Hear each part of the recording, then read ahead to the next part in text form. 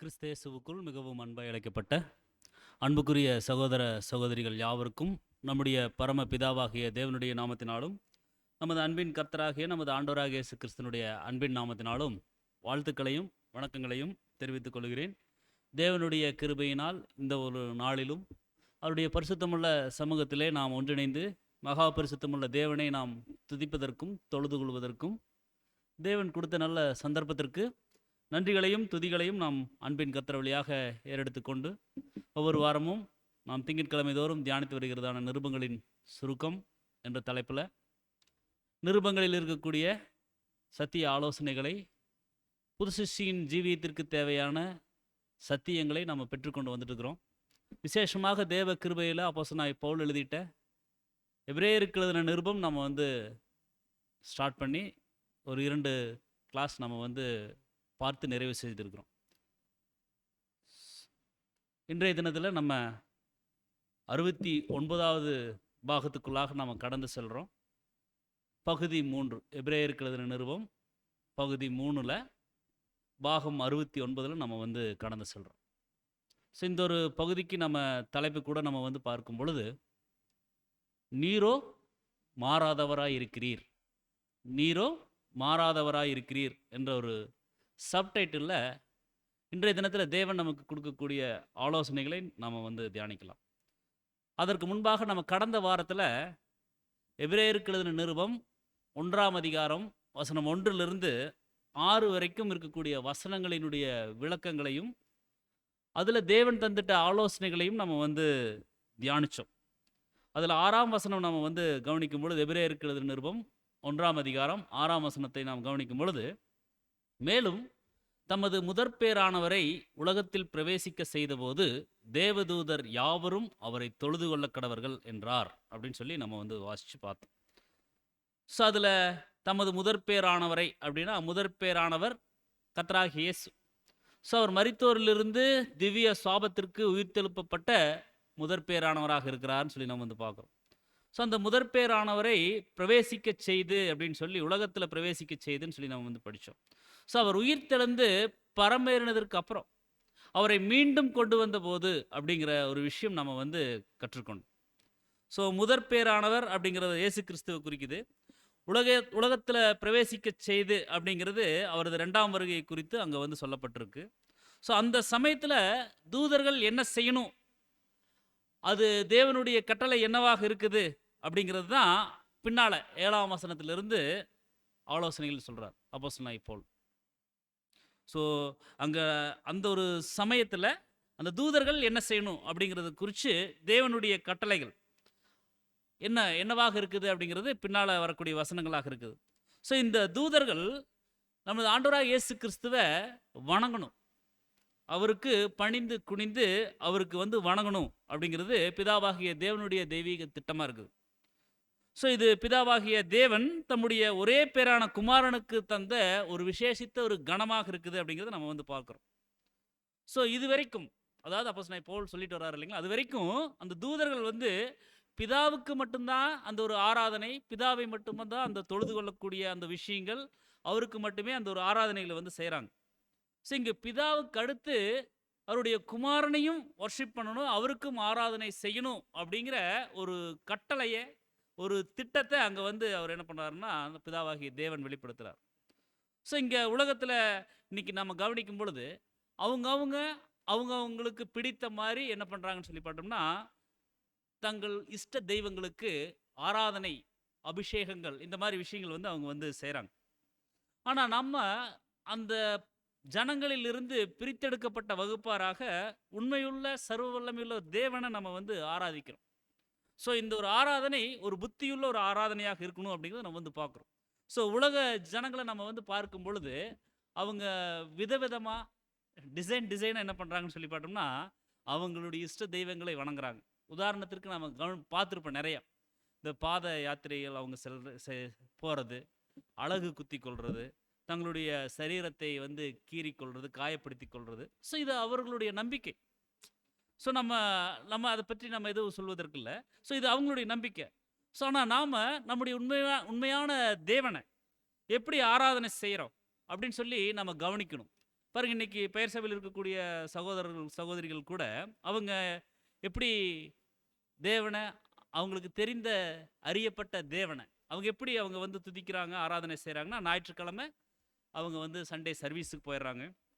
So அங்க போன உடனே அங்க அ பா அவங்க அவங்களுடைய சக சகோதர, சகோதரிகள சந்திக்கிறாங்க. அன்ப பரிமாறிக்கொள்றாங்க. அதுக்கப்புறம் அங்க வொர்ஷிப் ஆரம்பிக்குது. ஒரு பாடல், நிறைய பாடல்கள் பாடுறாங்க. கைத்தட்ட சொல்றாங்க. அதுக்கப்புறம் துதிக்க சொல்றாங்க. அதுக்கப்புறம் வந்து அங்க ஜெபங்கள் ஏறெடுக்கிறாங்க. அதுக்கப்புறம் ஒரு செய்தி. அந்த செய்திக்கு குறைவான நேரங்கள் கொடுத்து, அவங்களுக்கு தெரிந்த விஷயங்கள அவங்க என்ன பண்றாங்கன்னு சொல்லி பார்த்தீங்கன்னா, அங்க வந்து சொல்லி, அவங்க வந்து ஜெபிச்சு, அந்த ஒரு ஆராதனைய வந்து அவங்க வந்து முடிவுக்கு கொண்டு வராங்க. ஸோ இப்படித்தான் இருக்குது இன்றைக்கு இருக்கக்கூடிய ஞாயிறு ஆராதனையில பெயர் சபையில இருக்கக்கூடிய சகோதர, சகோதரி. ஸோ இது அவர்களை பொறுத்தவரைக்கும் அவர்களுக்கு தெரிந்த மாரி இத ஆராதனை செய்றாங்க. அது நல்லது தான். அதே சமயம் ஆராதனையுடைய கருத்து என்னவாக இருக்குது அப்படிங்கிறத நம்ம வந்து என்ன பண்ணணும்னா யோசிக்கணும், அன்புக்குரிய சகோதர சகோதரிகளே. இங்க பார்க்குறோம் பாருங்க, சங்கீதம் 148:2ல அவருடைய தூதர்களே, நீங்கள் யாவரும் அவரை துதியுங்கள், அவருடைய சேனைகளே, நீங்கள் யாவரும் அவரை துதியுங்கள் அப்படின்னு சொல்லி. ஸோ சர்வ சேனையின் தூதர்களும் பிதாவாகிய தேவனை துதிக்கிறாங்க. இப்ப தேவன் சொல்றாரு, நீங்கள் கர்த்தர் இயேசுவையும் என்ன பண்ணணும்னா துதிக்கணும், அவருக்கு கனம் கொடுக்கணும், அவருக்கு மரியாதை கொடுக்கணும், அவருக்கு ஆராதனை செய்யணும், அவரை தொழுது கொள்ளணும் அப்படின்னு சொல்லி சொல்றாங்க. ஸோ இது எந்த காலப்பகுதி அப்படின்னு சொல்லி நம்ம கவனிக்கும் பொழுது, இது 2ஆம் வருகையினுடைய காலப்பகுதியாக இருக்குது. ஸோ அப்போ என்ன பண்ணணும்னா, எல்லாரும் அவரை தொழுது கொள்ளணும் அப்படின்னு சொல்லி சொல்றார். ஸோ 110ஆம் சங்கீதம் 1ஆம் வசனத்தை நம்ம வந்து கவனிக்கும் பொழுது, இது கர்த்தருடைய 2ஆம் வருகை குறித்ததான ஒரு சங்கீதமா இருக்கு. தீர்க்க தரிசனமா இருக்கு. ஸோ கர்த்தர் என் ஆண்டவரை நோக்கி, நான் உம்முடைய சத்துருக்களை உமது பாதப்படியாக்கி போடும் வரைக்கும் நீர் என்னுடைய வலது பார்சத்தில் உட்காரும் என்றார். ஸோ இந்த வசனம் நம்ம கவனிக்கும் பொழுது பாருங்க, இது திருவிவிலியத்துல சங்கீதம் 110:1ல ஆண்டவர் என் தலைவரிடம், நான் உம் பகைவரை உமக்கு கால் மணையாக்கும் வரைக்கும் நீர் என் வலது பக்கம் உட்காரும் அப்படின்னு சொல்லி சொல்றார். ஸோ இங்க நம்ம கவனிக்கிறோம், கர்த்தர் என் ஆண்டவரை நோக்கி, நான் உம்முடைய சத்துருக்களை உமக்கு பாதப்படியாக்கி போடும் வரைக்கும் நீர் என்னுடைய வலது பார்சத்துல உட்காரும் அப்படின்னு சொல்லி இங்க சொல்றார். ஸோ இந்த வசனம் நம்ம கவனிக்கும் பொழுது இதுல 2 விஷயம் நம்ம வந்து பார்க்கிறோம். ஒண்ணு கர்த்தர், ஆண்டவர். 2 பேர் இங்க இருக்கிறாங்க. ஸோ கர்த்தர் அப்படிங்கிறவர் யார், ஆண்டவர் அப்படிங்கிறவர் யார் அப்படின்னு சொல்லி நம்ம பார்க்கும் பொழுது, அன்புக்குரிய சகோதர சகோதரிகளே, அங்க பாருங்க, ஆங்கிலத்துல லார்ட் அப்படின்னு சொல்லி அங்க வந்து கேபிட்டல் லெட்டர்ல சொல்லப்பட்டிருக்கு. அது ஜெகோவா. ஸோ இன்னொன்று ஸ்மால் லெட்டரில் இருக்கும், அது வந்து கர்த்தராக இயேசு கிறிஸ்துவை அங்கே வந்து குறிக்கக்கூடியதாக இருக்குது அப்படிங்கிறதை நம்ம வந்து பார்க்குறோம். ஸோ வல்லமை உள்ளவர், ஸோ இயேசு கிறிஸ்து நம்ம வந்து கவனிக்கிறோம். ஸோ இங்கே கர்த்தர் அப்படிங்கிற ஒரு பிதாவாகிய தேவனை அடையாளப்படுத்தக்கூடியதாக இருக்குது. ஆண்டவர் அப்படிங்கிறவங்க இயேசு கிறிஸ்துவை அடையாளப்படுத்தக்கூடியதாக இருக்குது. ஸோ அங்கே கவனிக்கிறோம் பாருங்க, கர்த்தர் என் ஆண்டவரை நோக்கி, பிதாவாகிய தேவன் என்ன பண்ணாரு, ஆண்டவரை நோக்கி, நான் உம்முடைய சத்துருக்களை, கர்த்தருடைய சத்துருக்களை உமக்கு கர்த்தருடைய பாதப்படியாக்கி போடும் வரைக்கும் நீர் என்னுடைய வலது பார்சத்தில் உட்காரும் அப்படின்னு சொல்லி அங்க வந்து பிதாவாகிய தேவன் சொல்றார். ஜெயம் கொண்டு பிதாவினுடைய வலது பார்சத்தில் கர்த்தர் என்ன பண்றாருன்னு சொல்லி பார்த்தோம்னா வீற்றிருக்கிறார் அப்படிங்கிறத நம்ம வந்து வசனங்கள் மூலியமாக படிக்கிறோம். ஸோ உமது சத்துருக்களை பாதப்படியாக்கி போடும் வரைக்கும் அப்படிங்கிறது 2ஆம் வருகையில் வரும் வரைக்கும், ஸோ பூமிக்கு போகும் வரைக்கும் என் வலது பார்சத்தில் உட்காரும் அப்படின்னு சொல்லி என் பிதா சொல்லியிருக்கிறார். ஸோ அதுக்கப்புறம் தான் தூதர்கள்கிட்ட சொல்றார்.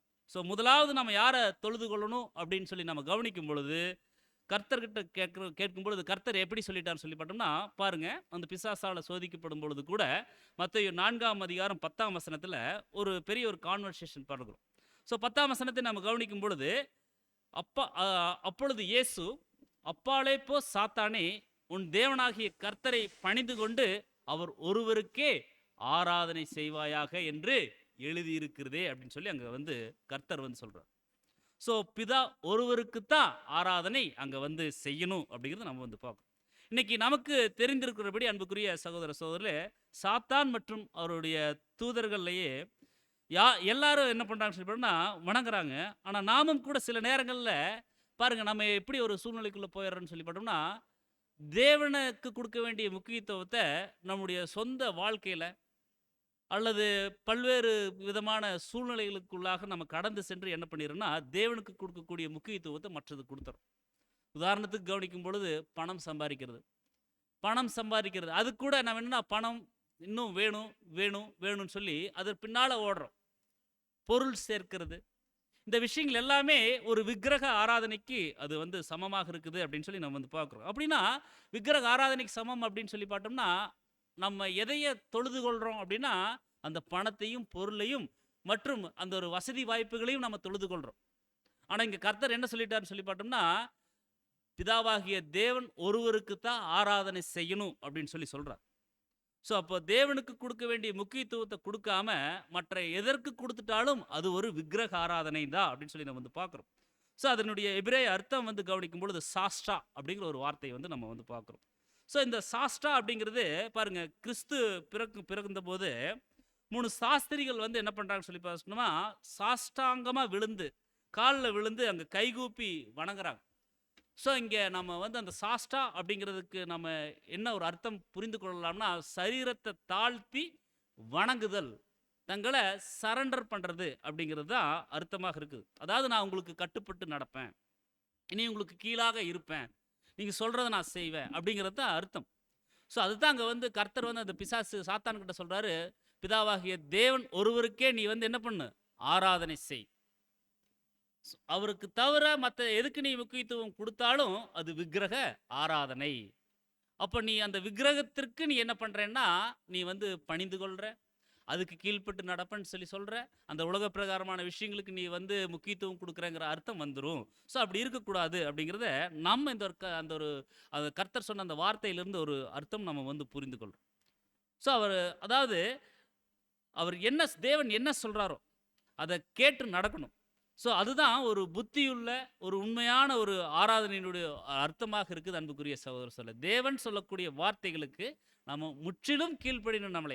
நாம் நம்முடைய சுய விளக்கங்களையும் நம்முடைய சுய எண்ணங்களையும் நம்ம என்ன பண்ணக்கூடாதுன்னா, நாம் திணிக்கக்கூடாது அப்படிங்கிறதையும் நம்ம வந்து கவனிக்கிறோம். ஸோ இந்த இந்த ஒரு தன்னுடைய மகிமை மற்றும் கனத்தை பாருங்க, பிதாவாகிய தேவன் தன்னுடைய குமாரனுக்கு கொடுக்குறார். ஸோ எல்லா சிருஷ்டியுமே கிறிஸ்துவுக்கும் கீழ்ப்படிந்து பணிந்து நடக்கணும் அப்படிங்கிறது பிதாவாகிய தேவனுடைய ஒரு திட்டமாக இருக்குது அப்படிங்கிறத நம்ம வந்து பார்க்குறோம். அதுதான் நம்ம வந்து கவனிக்கிறோம். பாருங்க, 1 கொரிந்தியர் 15ஆம் அதிகாரம் 24லிருந்து 28 வரைக்கும் நம்ம கவனிக்கும் பொழுது, அதன் பின்பு முடிவு உண்டாகும், அப்பொழுது அவர் சகல துரைத்தனத்தையும் சகல அதிகாரத்தையும் வல்லமையும் பரிகரித்து தேவனும் பிதாவுமா இருக்கிறவருக்கு ராஜ்யத்தை ஒப்பு கொடுப்பாரு. எல்லா சத்துருக்களையும் தமது பாதப்படியாக்கி கீழாக்கி போடும் வரைக்கும் அவர் ஆளுகை செய்ய வேண்டணும். பரிகரிக்கப்படக்கூடிய கடைசி சத்ரு மரணம் அப்படின்னு சொல்லி நம்ம வந்து பார்க்குறோம். அடுத்ததான் நம்ம கவனிக்கிறோம் 27-28, சகலத்தையும் அவருடைய பாதத்திற்கு கீழ்ப்படுத்தினாரே, ஆகிலும் சகலமும் அவருக்கு கீழ்ப்பட்டதென்று சொல்லி இருக்கும் போது சகலத்தையும் அவருக்கு கீழ்ப்படுத்தினவர் கீழ்ப்படுத்தப்படவில்லை என்பது வெளியரங்கமா இருக்குது. சகலமும் அவருக்கு கீழ்ப்பட்டிருக்கும் போது தேவனே சகலத்திலும் சகலமுமாய் இருப்பதற்கு குமாரன் தாமும் தமக்கு சகலத்தையும் கீழ்ப்படுத்தினவருக்கு கீழ்ப்பட்டிருப்பார். ஒன்றும் புரிஞ்சிருக்காது, கண்டுங்களா? அப்போ நிறுத்தி நிதானமாக நாம் வந்து படிக்கும் பொழுதுதான் அன்புக்குரிய சகோதர சகோதரில் இந்த வசனத்தில் இருக்கக்கூடிய ஒரு அருமையான ஒரு சத்தியத்தை நம்ம உணர்ந்து கொள்ள முடியும். ஏன்னா அப்போஸ்தலனாகிய பவுல் ரொம்ப ஹையஸ்ட் ஸ்டாண்டர்டில் எழுதுறார். பரிசுத்தாவினுடைய வழி நடத்துதல ரொம்ப தெளிவாக எழுதுறார். இதே வசனம் திருவிவிலியத்தில் நம்ம கொஞ்சம் சுலபமாக புரிந்து கொள்ள முடியும் பாருங்க. ஏனெனில் கடவுள் எல்லாவற்றையும் அவருக்கு கீழ் அடிபணிய செய்தார். அதாவது தேவன் எல்லாவற்றையும் கர்த்தருக்கு அடிபணிய செய்தார். ஆனால் எல்லாம் அடிபணிந்தன என்று சொல்லும் பொழுது அனைத்தையும் கிறிஸ்துவுக்கு அடிபணிய வைக்கும் கடவுளை தவிர மற்ற யாவும் அடிபணிந்தன என்பது தெளிவார். தேவன் மட்டும் கிறிஸ்துவுக்கு அடிபணிய தேவையில்லை தான் நம்ம புரிந்து கொள்றோம்.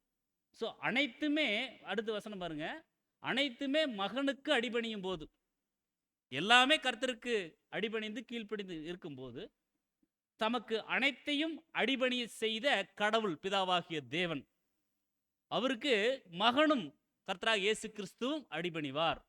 அப்போது பிதாவாகிய தேவனே அனைத்திலும் அனைத்துமாய் இருப்பார். ஸோ எவ்வளவு சுலபமாக நம்மளால கொஞ்சம் புரிஞ்சு கொள்ள முடியுது. ஸோ எல்லா கணமும் மகிமையும் எல்லாமே கர்த்தருக்கு பிதாவாகிய தேவன் தான் கொடுக்குறாங்க.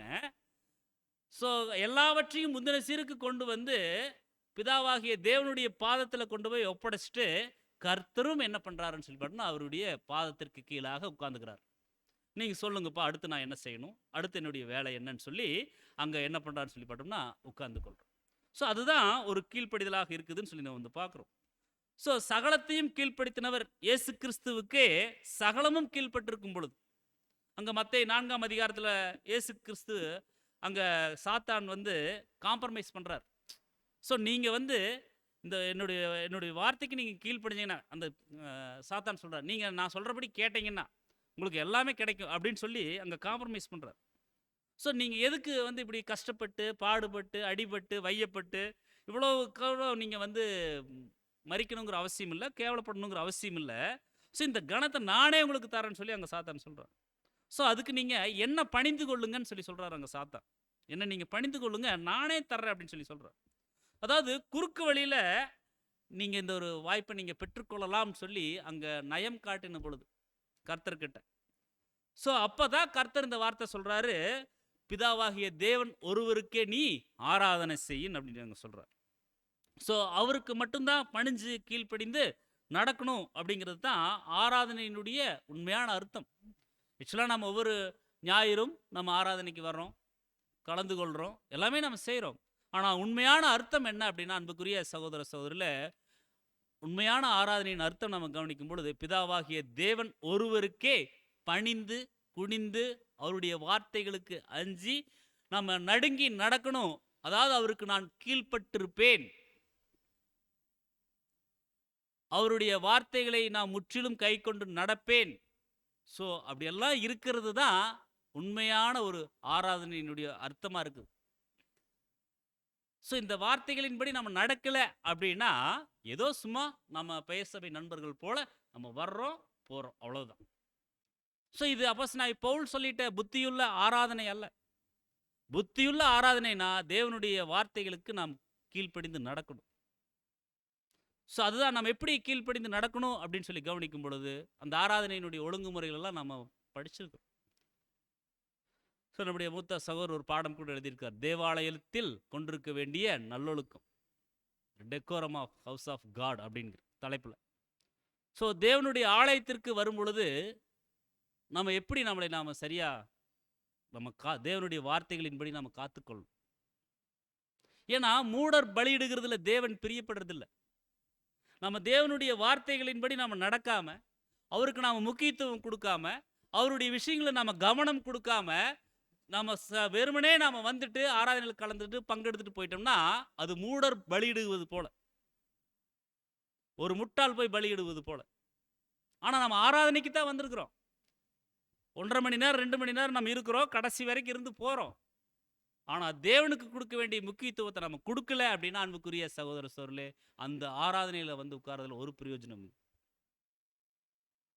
ஸோ அது ரொம்ப நம்மளுக்கு முக்கியம் அப்படிங்கிறத நம்ம வந்து பார்க்குறோம். ஏன் அப்போஸ்தலனாகிய பவுல் இந்த விஷயங்களை வந்து சொல்கிறேன்னா, கொரிந்து பட்டணத்துக்கு எழுதும் போதே சொன்னார். கொரிந்தியர் நம்ம படிச்சுட்டு தான் வந்தோம். 12ஆம் அதிகாரத்தில் வரங்கள் பற்றி பேசுவார். ஸோ இந்த வரங்களெல்லாம் ரொம்ப முக்கியம்தான், ரொம்ப மாற்று கருத்து இல்லை, எல்லாமே முக்கியம்தான். ஆனால் கடைசியாக முடிக்கும் பொழுது 12ஆம் அதிகாரம் முடிக்கும் பொழுது இந்த வரங்களை காட்டிலும் அதிமேன்மையான ஒரு வழியை நான் உங்களுக்கு காண்பிக்கிறேன்னு சொல்லி 13ஆம் அதிகாரத்தை ஸ்டார்ட் பண்ணுவார். அந்த 13ஆம் அதிகாரத்தில் நம்ம கவனிக்கும் பொழுது அன்புக்குரிய சகோதரர்களே அன்பை பற்றி பேசுவார். அந்த அன்பினுடைய விஷயங்களை நம்ம வந்து கவனிக்கும் பொழுது அது எதிர்பார்ப்பு இல்லாத ஒரு அன்பை குறித்து அங்கே வந்து பேசுவார். ஸோ உண்மையான ஒரு புது சிஷ்யனுடைய ஒரு ஆவிக்குரிய வளர்ச்சி அப்படிங்கிறது நம்ம எந்த அளவுகளோடு நம்ம நிறுத்தி கொள்கிறோம் அப்படின்னா, ஒரு சகோதரருக்கு ஒரு ஒரு கஷ்டம் அப்படின்னா போய் உதவி செய்கிறது, ஒரு சகோதரருக்கு ஒரு ஒரு உடல் நலக்குறைவு அந்த மாதிரி விஷயங்களுக்கு ஹாஸ்பிட்டல் கூட்டிகிட்டு போகிறது, அவர்களுடைய தேவைகளை சந்திக்கிறது. ஸோ இதெல்லாம் ஒரு ஆவிக்குரிய ஒரு வளர்ச்சின்னு நம்ம நினைக்கிறோம், இதில் மாற்றுக்கிறது இல்லை, உண்மைதான். ஆனால் அப்போஸ்தலனாகிய பவுல் சொல்லிட்டாருங்களே, அதிமேன்மையான வரம் அதிமேன்மையான வழி இருக்குது. ஸோ எதிர்பார்ப்பு இல்லாமல் செய்யக்கூடிய செலுத்தக்கூடிய அந்த ஒரு அன்பு, ஸோ அதுதான் ரொம்ப முக்கியம், அதுதான் அகாப்பே அன்பு. ஸோ அது போல தான் இங்கே நம்ம வந்து பார்க்குறோம், தேவனுடைய ஒரு தேவனுக்கு செலுத்தக்கூடிய அந்த ஒரு ஆராதனை முறைகளில் ஸோ உண்மையுள்ள ஒரு வாழ்க்கையை நாம் என்ன பண்ணணும்னா அந்த இடத்துல நாம் நிரூபித்து காண்பிக்கணும். ஸோ தேவனுக்கு நம்ம எந்த அளவுக்கு நாம் முக்கியத்துவம் கொடுக்குறோம், அது ரொம்ப முக்கியம் அன்புக்குரிய சகோதர சொல்ல, அதை தான் அங்கே வந்து புரிய வைக்கிறார். ஸோ இது அப்படியே 2ஆம் வருகையில கிறிஸ்து வரும்போது, அதாவது தூதர்கள் கூட்டம் இருக்குது. அது விழுந்து போன தூதர்கள் அப்படின்னு சொல்லி நம்ம வந்து பார்க்குறோம். அதாவது ஃபாலன் ஏஞ்சல்ஸ். ஸோ அவங்க கிட்ட கூட சொல்றாரு, "நீங்க மனம் திருந்தி வந்து என் குமாரன தொழுது கொள்ளுங்கள்" அப்படின்னு சொல்லி சொல்றார். ஸோ இதுதான் 6ஆம் வசனத்தில நம்ம வந்து கவனிக்கிறோம். அதாவது நம்ம ரொம்ப நாளைக்கு முன்னால ஒரு பாடம் கூட பார்த்தோம். "மனம் திருந்த நினைக்கும் கெட்டுப்போன தூதர்கள்" அப்படின்னு சொல்லி. ஸோ அவங்களுக்கு கூட ஒரு வாய்ப்புகள் அங்க வந்து இருக்குது அப்படிங்கிறதை நம்ம வந்து பார்க்குறோம். ஸோ இந்த வகையில நம்ம வந்து கவனிக்கும் பொழுது, பிதாவாகிய தேவன் தாம் நமக்கு எல்லாவற்றுக்கும் மேலாக மேற்பட்டவராக இருக்கிறார் அப்படிங்கிறத நம்ம வந்து பார்க்குறோம். ஸோ அவருக்கு அடுத்தபடியாக அவருடைய ஒரே பேரான குமாரன் நம்முடைய கர்த்தராகிய இயேசு கிறிஸ்து இருக்கிறார். ஸோ நம்ம பிதாவாகிய தேவனை தொழுது கொள்ளணும். அதே போல கர்த்தரையும் நாம் வந்து தொழுது கொள்ளணும். ஸோ எப்படி அப்படின்னா பணிந்து, குனிந்து, கீழ்ப்படிஞ்சு அவர் சொன்ன வார்த்தைகளை கேட்டு நடக்கணும். அதுதான் தொழுது கொள்ளுதல். ஸோ இதுதான் புத்தியுள்ள ஒரு ஆராதனையுடைய அர்த்தமாக இருக்குது. ஸோ இந்த கணத்தை கர்த்தர் அவரே எடுத்துக்கிட்டாரா அப்படின்னா இல்லை. பிதாவாகிய தேவன் தான் கொடுக்குறாரு அந்த கணத்தை. வேற யாரும் அங்க வந்து கொடுக்கல. ஏன்னா நம்ம வந்து கவனிக்கிறோம் பாருங்க. யோவான் 5ஆம் அதிகாரம் 22, 23ல அன்றியும், இது கர்த்தர் சொன்ன வார்த்தை, அன்றியும் பிதாவை கனம் பண்ணுகிறது போல எல்லாரும் குமாரனை கனம் பண்ணும்படிக்கு பிதாவானவர் தாமே ஒருவருக்கும் நியாய தீர்ப்பு செய்யாமல், நியாய தீர்ப்பு செய்யும் அதிகாரம் முழுவதையும் குமாரனுக்கு கொடுத்திருக்கார். வேற யாரும் அங்க வந்து கொடுக்கல. பிதாவாகிய தேவன் தான் கொடுத்திருக்கிறார். கர்த்தரும் அதை வந்து எடுத்துக்கொள்ளல. தேவன் தான் கொடுத்திருக்கிறார். 23ல குமாரனை கனம் பண்ணாதவன் அவரை அனுப்பின பிதாவையும் கனம் பண்ணாதவனா இருக்கிறான் அப்படின்னு சொல்லி நம்ம வந்து பார்க்கிறோம். ஸோ நம்முடைய ஆண்டவராகிய இயேசு கிறிஸ்து பிதாவை போல ஒரு உண்மையுள்ள ஒரு வாழ்க்கை அவர் வந்து வாழ்றார். அங்க பிதாவை தொழுது கொள்வது போல கர்த்தரையும் தொழுது கொள்ளணும். அது தவறில்லை. ஆனா அந்த ஆராதனை அப்படிங்கிறதனுடைய முக்கியத்துவத்தை, அந்த வார்த்தையினுடைய முக்கியத்துவத்தை நம்ம உணர்ந்தவர்களா இருக்கணும். ஆராதனை அப்படின்னா பிதாவாகிய தேவனுக்கு நம்ம எந்த அளவுக்கு முக்கியத்துவம் கொடுக்குறோம், அதுதான் நம்ம வந்து கவனிக்கணும். அதே சமயம் கர்த்தருக்கு கொடுக்க வேண்டிய கணத்தையும் நம்ம வந்து கொடுக்கணும். ஏன்னா கர்த்தரே சொல்லிட்டார், குமாரனை கனம் பண்ணாதவன் அவரை அனுப்பின பிதாவையும் கனம் பண்ணாத. இப்போ 2 பேரும் அங்க ஒன்னாத்தான் இருக்கிறாங்க. ஏன்னா கர்த்தர் கூட சொன்னார், என் பிதா பூரண சர்க்குணரா இருக்கிறார். ஸோ என்னை கண்டவன் பிதாவை கண்டார். ஸோ அவரை நான் தான் வெளிப்படுத்துகிறேன். அப்படித்தான் அங்கே வந்து கர்த்தர் சொன்னாங்க. ஸோ அப்படித்தான் இங்கே நம்ம கவனிக்கிறோம். ஸோ பிதாவாகிய தேவனுக்கு நாம் முக்கியத்துவம் கொடுக்கணும். அதே போல் கர்த்தருக்கும் நம்ம முக்கியத்துவம் கொடுக்கணும் அப்படிங்கிறது தான் அந்த 6ஆம் வசனத்தை சொல்கிறோம். அடுத்து 7ஆம் வசனத்தில் எப்படி ஸ்டார்ட் பண்ணுறாருன்னா, எபிரேயர் 1ஆம் அதிகாரம் 7ஆம் வசனத்தில் தேவ தூதரை குறித்தோ தம்முடைய தூதர்களை காற்றுக்களாகவும் தம்முடைய ஊழியக்காரரை அக்கினி ஜுவாலைகளாகவும் செய்கிறார் என்று சொல்லியிருக்கிறது. ஸோ இங்கே தம்முடைய தூதர்களை அப்படின்னா, வேதாகமத்தில் தூதன் அப்படிங்கிற வார்த்தையானது மனுஷனுடைய காரியங்கள் தொடர்பாக தெய்வீக வல்லமை பயன்படுத்தப்படுவதை அது அர்த்தப்படுத்தும் வகையில் அது பரந்த பொருளில் பயன்படுத்தப்பட்டிருக்குன்னு சொல்லி சொல்கிறார். அதே போல் காற்றுகளாகவும் அப்படின்னா கிரேக்க வார்த்தை நியூமா, அதாவது கண்ணுக்கு புலப்படாத வல்லமை. காற்று அப்படிங்கிறது கண்ணுக்கு தெரியாது, அது கண்ணுக்கு புலப்படாத ஒரு வல்லமை. அதே போல் தம்முடைய ஊழியக்காரரை அப்படின்னா, அதாவது அல்லது பணிவிடைக்காரர்கள், ஊழியக்காரர்கள் அல்லது பணிவிடைக்காரர்கள். தேவன் பயன்படுத்தும் எந்த ஒரு கருவியும் வல்லமையுமே அவருடைய ஜனங்கள் மீதான அவரது அக்கறையின் கவனிப்பின் ஒரு பகுதியாக இருக்குதுன்னு சொல்லி நம்முடைய சகோதரர் சொல்றார். ஸோ இங்க நம்ம கவனிக்கிறோம், பழைய ஏற்பாட்டில் இருக்கக்கூடிய ஒரு வசனத்தை இங்க நம்ம நினைவு கூற வேண்டியதா இருக்கு. இந்த எபிரேயர் 1ஆம் அதிகாரம் 7ஆம் வசனத்தை நாம் படிக்கும் பொழுது பழைய ஏற்பாட்டில் இருக்கக்கூடிய ஒரு வசனம் நம்ம வந்து நினைவு கூறணும். 104ஆம் சங்கீதம் 4ஆம் வசனத்தை நாம் கவனிக்கும் பொழுது பாருங்க, அங்கே எபிரேயரில் சொன்ன அதே விஷயம் அப்போஸ்தலனாகிய பவுல் இங்கே கோடிட்டு காமிச்சார் இல்லைங்களா எபிரேயரில், அது அப்படியே சங்கீதத்தில் இருக்கு. தம்முடைய தூதர்களை காற்றுகளாகவும் தம்முடைய ஊழியக்காரரை அக்கினி ஜுவாலைகளாகவும் செய்கிறார் அப்படின்னு சொல்லி இங்கே நம்ம படிக்கிறோம். ஸோ அங்கே தூதர்கள் அப்படின்னா ஹிஸ் ஏஞ்சல்ஸ் அப்படின்னு சொல்லி நம்ம வந்து பார்க்குறோம். அதே தான் ஸ்பிரிட் அப்படிங்கிறது நியூமா அப்படிங்கிற ஒரு வார்த்தை. ஸோ அதனுடைய அர்த்தம் வந்து பார்க்கும்போது இன்விசிபிள் பவர். அப்போ ஹிஸ் மினிஸ்டர்ஸ் அப்படின்னா அந்த சர்வன்ட்ஸ் அப்படின்னு சொல்லி நம்ம வந்து பார்க்குறோம், அல்லது பணிவிடைக்காரர்கள். ஸோ காற்று அப்படிங்கிறது காண முடியாத ஒரு வல்லமை. காற்று அப்படிங்கிறது காண முடியாது, உணர முடியும். அதே அக்கினி அப்படிங்கிறது காணக்கூடிய ஒரு வல்லமையாக இருக்குதுன்னு சொல்லி நம்ம வந்து பார்க்குறோம். ஸோ தேவன் 2 விதமாக தம்முடைய தூதர்களை அங்கே பயன்படுத்துகிறார். தேவன் தம்முடைய தூதர்களை 2 விதமா பயன்படுத்துறார். காற்று மற்றும் அக்கினி. காண முடியாத வல்லமை, காணக்கூடிய வல்லமை அப்படிங்கிறத நம்ம வந்து கவனிக்கிறோம். பழைய ஏற்பாட்டில நம்ம வந்து கவனிக்கும் பொழுது, யாத்திராகமம் 14ஆம் அதிகாரம் 16ஆம் வசனம் 14, 16ல மோசே காலத்துல நம்ம நடந்த ஒரு சம்பவத்தை சொல்றார். உன் கோலை ஓங்கி உன் கையை சமுத்திரத்தின் மேல நீட்டு, சமுத்திரத்தை பிளந்து விடு. அப்பொழுது இஸ்ரவேல் புத்திரர் சமுத்திரத்தின் நடுவாக வெட்டாந்தரையில் நடந்து போவான். அந்த செங்கடல் பிளந்த சம்பவத்தை சொல்றோம். ஸோ மோசே காலத்துல காற்று வந்து அங்க கடலை பிரிச்சது, அது தூதனுடைய வேலைன்னு சொல்லி நம்ம வந்து பார்க்குறோம். புரிந்து கொள்ள முடியுதுங்களா? ஸோ அடுத்து யாத்திராகம் 13:21 நம்ம வந்து கவனிக்கும் பொழுது, அவர்கள் இரவும் பகலும் வழிநடத்தக்கூடும்படி கர்த்தர் பகல்ல அவர்களை வழிநடத்த மேகஸ்தம்பத்திலும், இரவில் அவர்களுக்கு வெளிச்சம் காட்ட அக்கினி ஸ்தம்பத்திலும் அவங்களுக்கு வந்து அங்க என்ன பண்ணியிருக்காருன்னு சொல்றா முன் சென்றிருக்கிறார். ஸோ அப்போ மேகஸ்தம்பம், அக்கினி ஸ்தம்பம். ஸோ இது கூட நம்ம வந்து கவனிக்கிறோம், அங்க வந்து ஒரு தூதருடைய வேலை தான் சொல்லி நம்ம வந்து பார்க்கிறோம். மேலும் 22ல பகல்ல மேகஸ்தம்பமும் இரவில் அக்கினி ஸ்தம்பமும் ஜனங்கள் இடத்திலிருந்து விலகி போகாமல் அங்க இருந்துச்சு. ஸோ தேவன் அப்படி வழி நடத்தினார். அதே புதிய ஏற்பாட்டில் நம்ம வந்து கவனிக்கும் பொழுது அப்போஸ்தலர் 2ஆம் அதிகாரம் 2-3ல அப்பொழுது பலத்த காற்று அடிக்கிற முழக்கம் போல வானத்திலிருந்து சடுதியாய் ஒரு முழக்கம் உண்டாகி அவர்கள் உட்கார்ந்திருந்த வீடு முழுவதையும் அது நிரப்பிற்று. அப்போஸ்தலர் 2ஆம் அதிகாரம் நம்மளுக்கு தெரியும், பெந்தெகோஸ்தே நாளில் வந்த அந்த ஒரு பரிசுத்தாவினுடைய விஷயங்கள் அங்கே வந்து கொடுப்போம். ஸோ அடுத்து 3ஆம் வசனத்தில் அல்லாமலும் அக்கினிமயமான நாவுகள் போல பிரிந்திருக்கும் நாவுகள் அவர்களுக்கு காணப்பட்டு அவர்கள் ஒவ்வொருவர் மேலும் வந்து அமர்ந்ததுன்னு சொல்லி.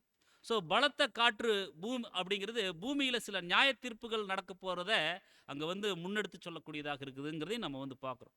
ஸோ ஊழியக்காரர்கள், தேவனுடைய ஊழியக்காரர்கள் சோர்ந்திருக்கும் போது அக்கினி போன்று தூதர்களை அவர் அனுப்பி அவர்களை தேற்றுவார் அப்படிங்கிறத நம்ம வந்து பார்க்குறோம்.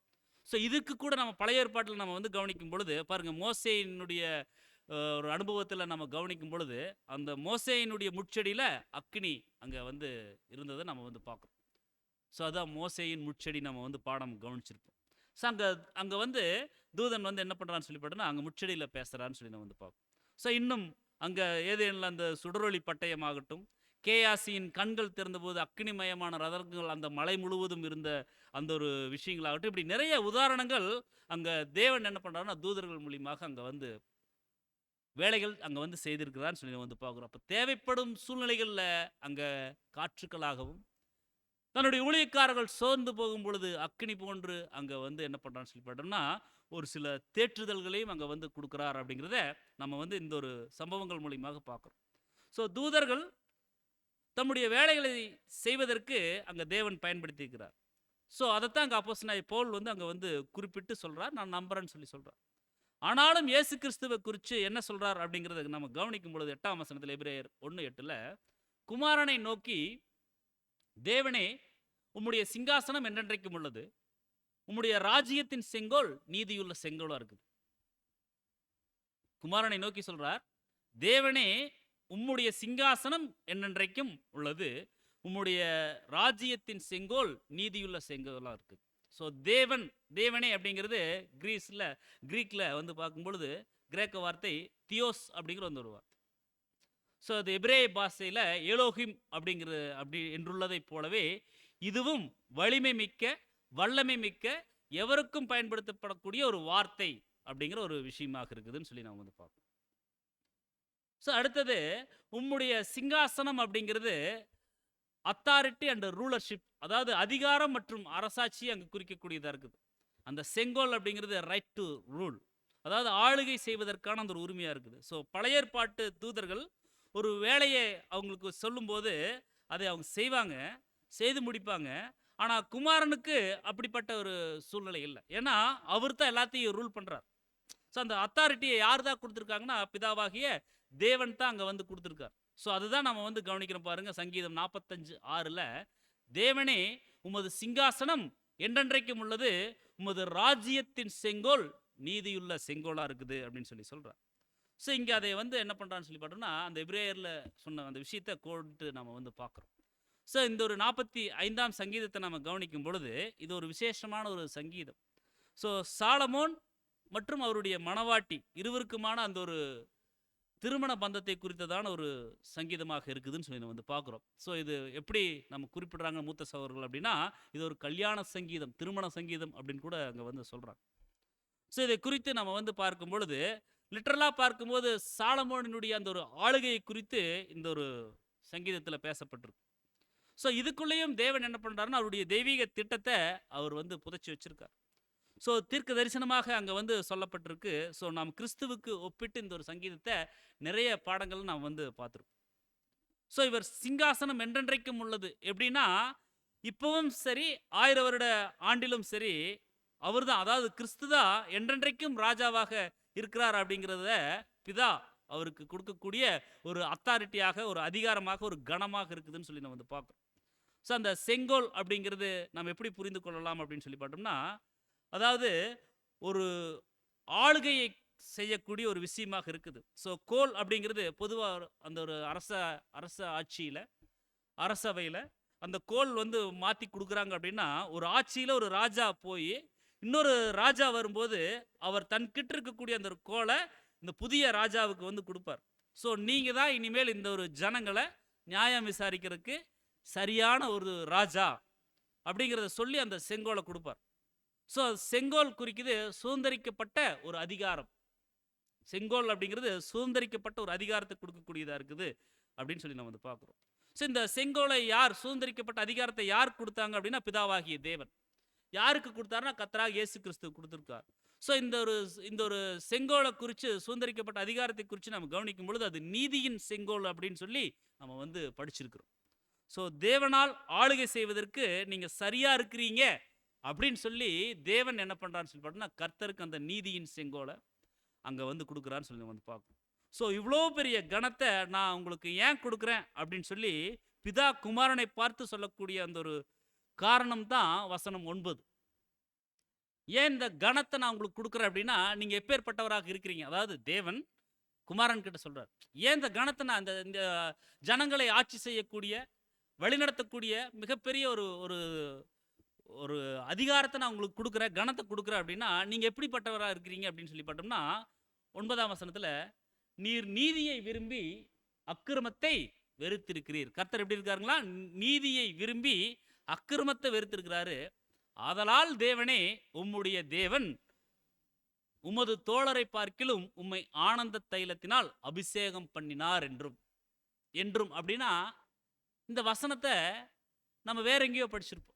வேற எங்க படிச்சிருக்கோம்? திருத்துவம் பாடம் எடுக்கும்போது படிச்சிருப்போம் பேசிக்ல. 45ஆம் சங்கீதம் 7ஆம் வசனத்தில் கூட இந்த வசனம் வந்து என்ன என்ன பண்ணியிருப்பாங்கன்னா, கோடிட்டு காமிச்சிருப்பாங்க. ஸோ கர்த்தர் எப்படி இருக்காருன்னா, நீர் நீதியை விரும்பி அக்கிரமத்தை வெறுக்கக்கூடியவராக இருக்கிறார். ஆனால் நம்ம என்ன பண்ணுறோம்?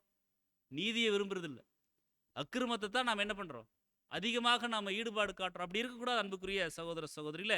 அதே சமயம் கர்த்தருக்கு ஒரே விஷயம்தான், தேவனுடைய நீதியை நிறைவேற்றணும். அது மட்டும்தான் அவருக்கு பெரிதான ஒரு டாஸ்காக இருந்துச்சு. அது மட்டும்தான் அவருடைய சிந்தையாகவே இருந்துச்சு. வாழ்வினுடைய நோக்கமே அதுதான். நம்மளும் அப்படித்தான் இருக்கணும் அப்படிங்கிறத நான் வந்து பார்க்கணும். நம்முடைய வாழ்வின் நோக்கம் கூட எப்படித்தான் இருக்கணும்னா, நீதியை விரும்பணும், அக்கிரமமான விஷயங்களை அது வெறுக்கணும். ஏன்னா கிரமமா இருக்கிறதுக்காகத்தான் தேவன் நம்மளை அழைச்சிருக்கிறார். அது அக்கிரமமான ஒரு வாழ்க்கை நம்ம வாழ்ந்துடக்கூடாது பிரியமான சகோதர சகோதரி. ஸோ நீதியை விரும்பி அப்படின்னா, தேவனுடைய எல்லா வேலைகளும் பரிபூர்ணமானவையாகும். அந்த பரிபூரணத்தில் ஏற்படக்கூடிய ஒவ்வொரு மாறுபாடும் கீழ்ப்படியாமையின் விளைவாக வந்திருக்கணும். கவனிக்கலாம் பாருங்க, தேவனுடைய எல்லா வேலைகளும், எல்லா படைப்புகளும், சிருஷ்டி எல்லாமே எப்படித்தான் இருக்குன்னா பரிபூர்ணமானவை, பர்ஃபெக்ட் எல்லாமே. அந்த பரிபூர்ணத்தில் ஏற்படக்கூடிய ஒவ்வொரு மாறுபாடும் கீழ்ப்படியாமையின் விளைவாக வந்திருக்குது.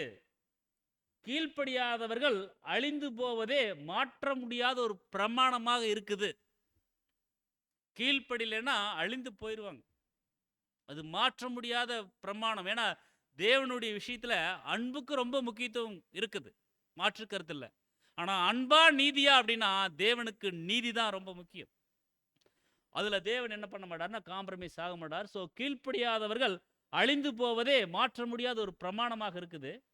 கிறிஸ்துவின் ராஜ்யமானது நீதிக்கான தங்களுடைய முயற்சிகளில் அனைவருக்கும் ஒத்துழைப்பு கொடுக்கும். கிறிஸ்துவின் ராஜ்யம் அப்படிங்கிறத நாம் என்ன நினைச்சிட்டு இருக்கிறோம்?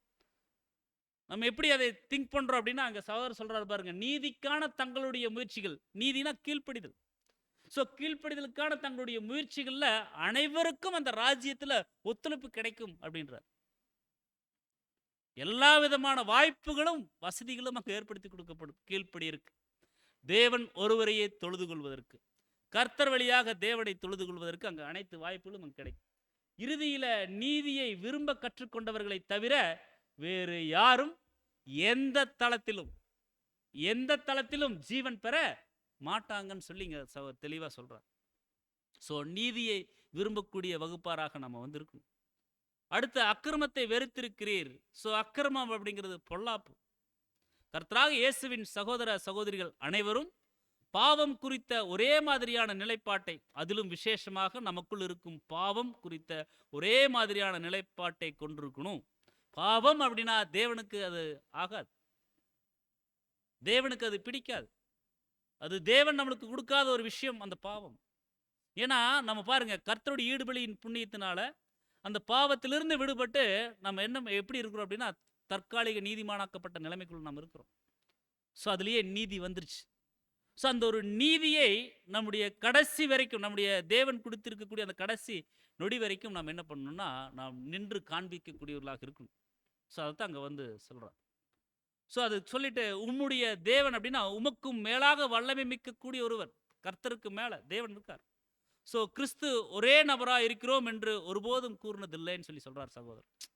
ஸோ இது எந்த ஒரு மென்டாலிட்டியில், அப்போ நம்ம என்னை கண்டவன் பிதாவை கண்டான்னு சொல்லி கர்த்தர் சொல்லியிருக்கிறார் அப்படின்னா, அந்த கணத்தை அவர் எடுத்துக்கல. அந்த கணத்தை அவர் வந்து எடுத்துக்கல. பிதாவாகிய தேவன் எனக்கு மேலதான். அதுல கர்த்தர் எந்த விதத்திலும் என்ன பண்ணலன்னு சொல்லி பார்த்தோம்னா, அவர் வந்து காம்ப்ரமைஸ் ஆகலைன்னு சொல்லி நம்ம வந்து பார்க்கணும். ஸோ இவ்வளோ பெரிய கணத்தை அங்கே தேவன் வந்து கர்த்தர் கொடுத்துருக்கிறார். ஸோ நீதியை விரும்பி அக்கிரமத்தை வெறுத்திருக்கிறீர். ஸோ நீதி அப்படிங்கிறது கீழ்ப்படிதல், அது குறிக்கக்கூடியதாக இருக்குது. இயேசு கிறிஸ்து மனமும் வந்து கீழ்ப்படிஞ்சு 3.5 வருஷம் அதை நிறைவேற்றினார். ஸோ அவருக்கு மட்டுமல்ல, அப்படி கீழ்ப்படிஞ்சு நடந்தது பிதாவாகிய தேவனுக்கும் அது எப்படி இருந்துச்சுன்னா பிரியமாக காணப்பட்டுச்சு. அப்போ இந்த ஒரு கர்த்தருடைய கீழ்ப்படிதலை அங்கே சாத்தான் என்ன பண்ணலன்னா காண்பிக்கல, லூசிஃபர். ஸோ அதை பறிக்க நினைக்கிறார். கர்த்தர் கீழ்ப்படிவதை பறிக்க நினைக்கிறார், அபகரிக்க நினைக்கிறார். எப்படின்னு சொல்லி பார்த்தோம்னா அது நம்ம பார்க்கலாம். அதுக்கு முன்பாக இந்த வசனத்தில் உமது தோழரை பார்க்கலும் அப்படின்னு சொல்லி நம்ம வந்து கவனிக்கிறோம்.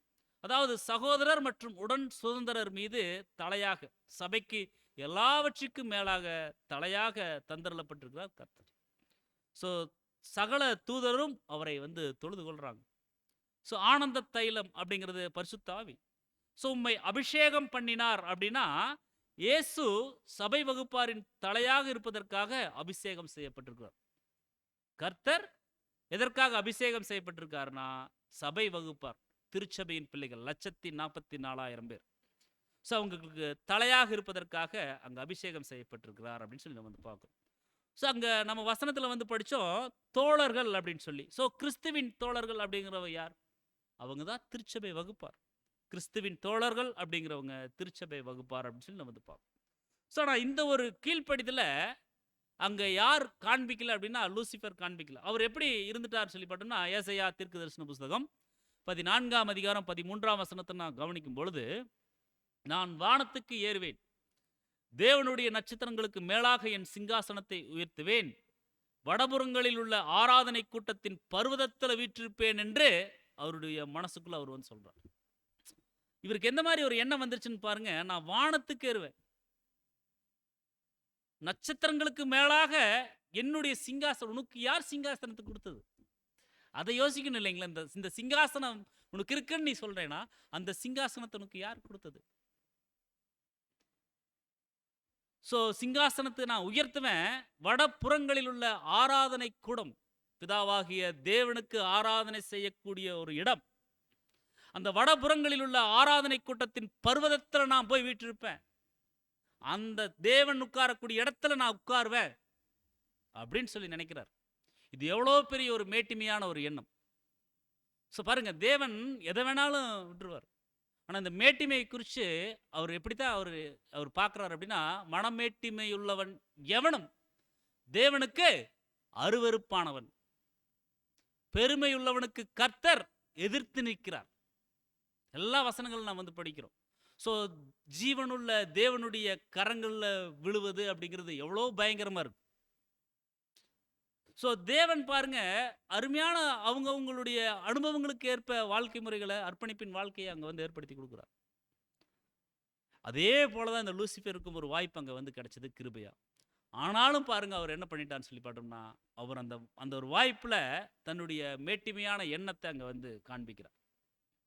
ஸோ அவர் என்ன பண்ணலன்னா, நீதிய விரும்பல. அக்கிரமத்தையே அவர் வந்து என்ன பண்றாருன்னு சொன்னா, அதிகமா செய்றார். அந்த எண்ணம் அவருக்குள்ள இருந்துருச்சுன்னு சொல்லி நம்ம வந்து பார்க்குறோம். அதனால அவர் வந்து தரையில விழ வெட்டப்பட்டாயேன்னு சொல்லி நம்ம வந்து பார்க்குறோம். ஸோ மிகப்பெரிய ஒரு அழிவுக்குள்ள, ஒரு ஜட்ஜ்மென்ட்க்குள்ள அவர் வந்து போயிடுறாருன்னு சொல்லி நம்ம வந்து பார்க்குறோம். ஸோ அப்படி நாம என்ன பண்ணக்கூடாதுன்னா, இருந்துறக்கூடாது அன்புக்குரிய சகோதர சகோதரிகளே. ஸோ அங்க தேவனுக்கு கொடுக்கக்கூடிய முக்கியத்துவத்த அங்க லூசிஃபர் குடுக்கல. ஸோ அந்த மாரி நம்ம இருந்துறக்கூடாதுன்னு சொல்லி நம்ம வந்து பார்க்குறோம். ஸோ அங்க தேவன் இருக்கக்கூடிய இடங்களுக்கு நான் போயிருவேன். இந்த மாரி விஷயங்கள் எல்லாம் கீழ்ப்படியாமையினால சொல்லக்கூடிய ஒரு விஷயம். அப்படி இருக்கக்கூடாதுன்னு சொல்லி நம்ம வந்து பார்க்குறோம். ஸோ பிதா தான் குமாரனுக்கு மனமும் வந்து அந்த கனத்த அவருக்கு குடுத்து, அவருக்கு இருக்கக்கூடிய கனத்த அங்க வந்து குடுத்தார்ன்னு சொல்லி நம்ம வந்து பார்க்குறோம். ஸோ அதற்கு காரணம் என்ன?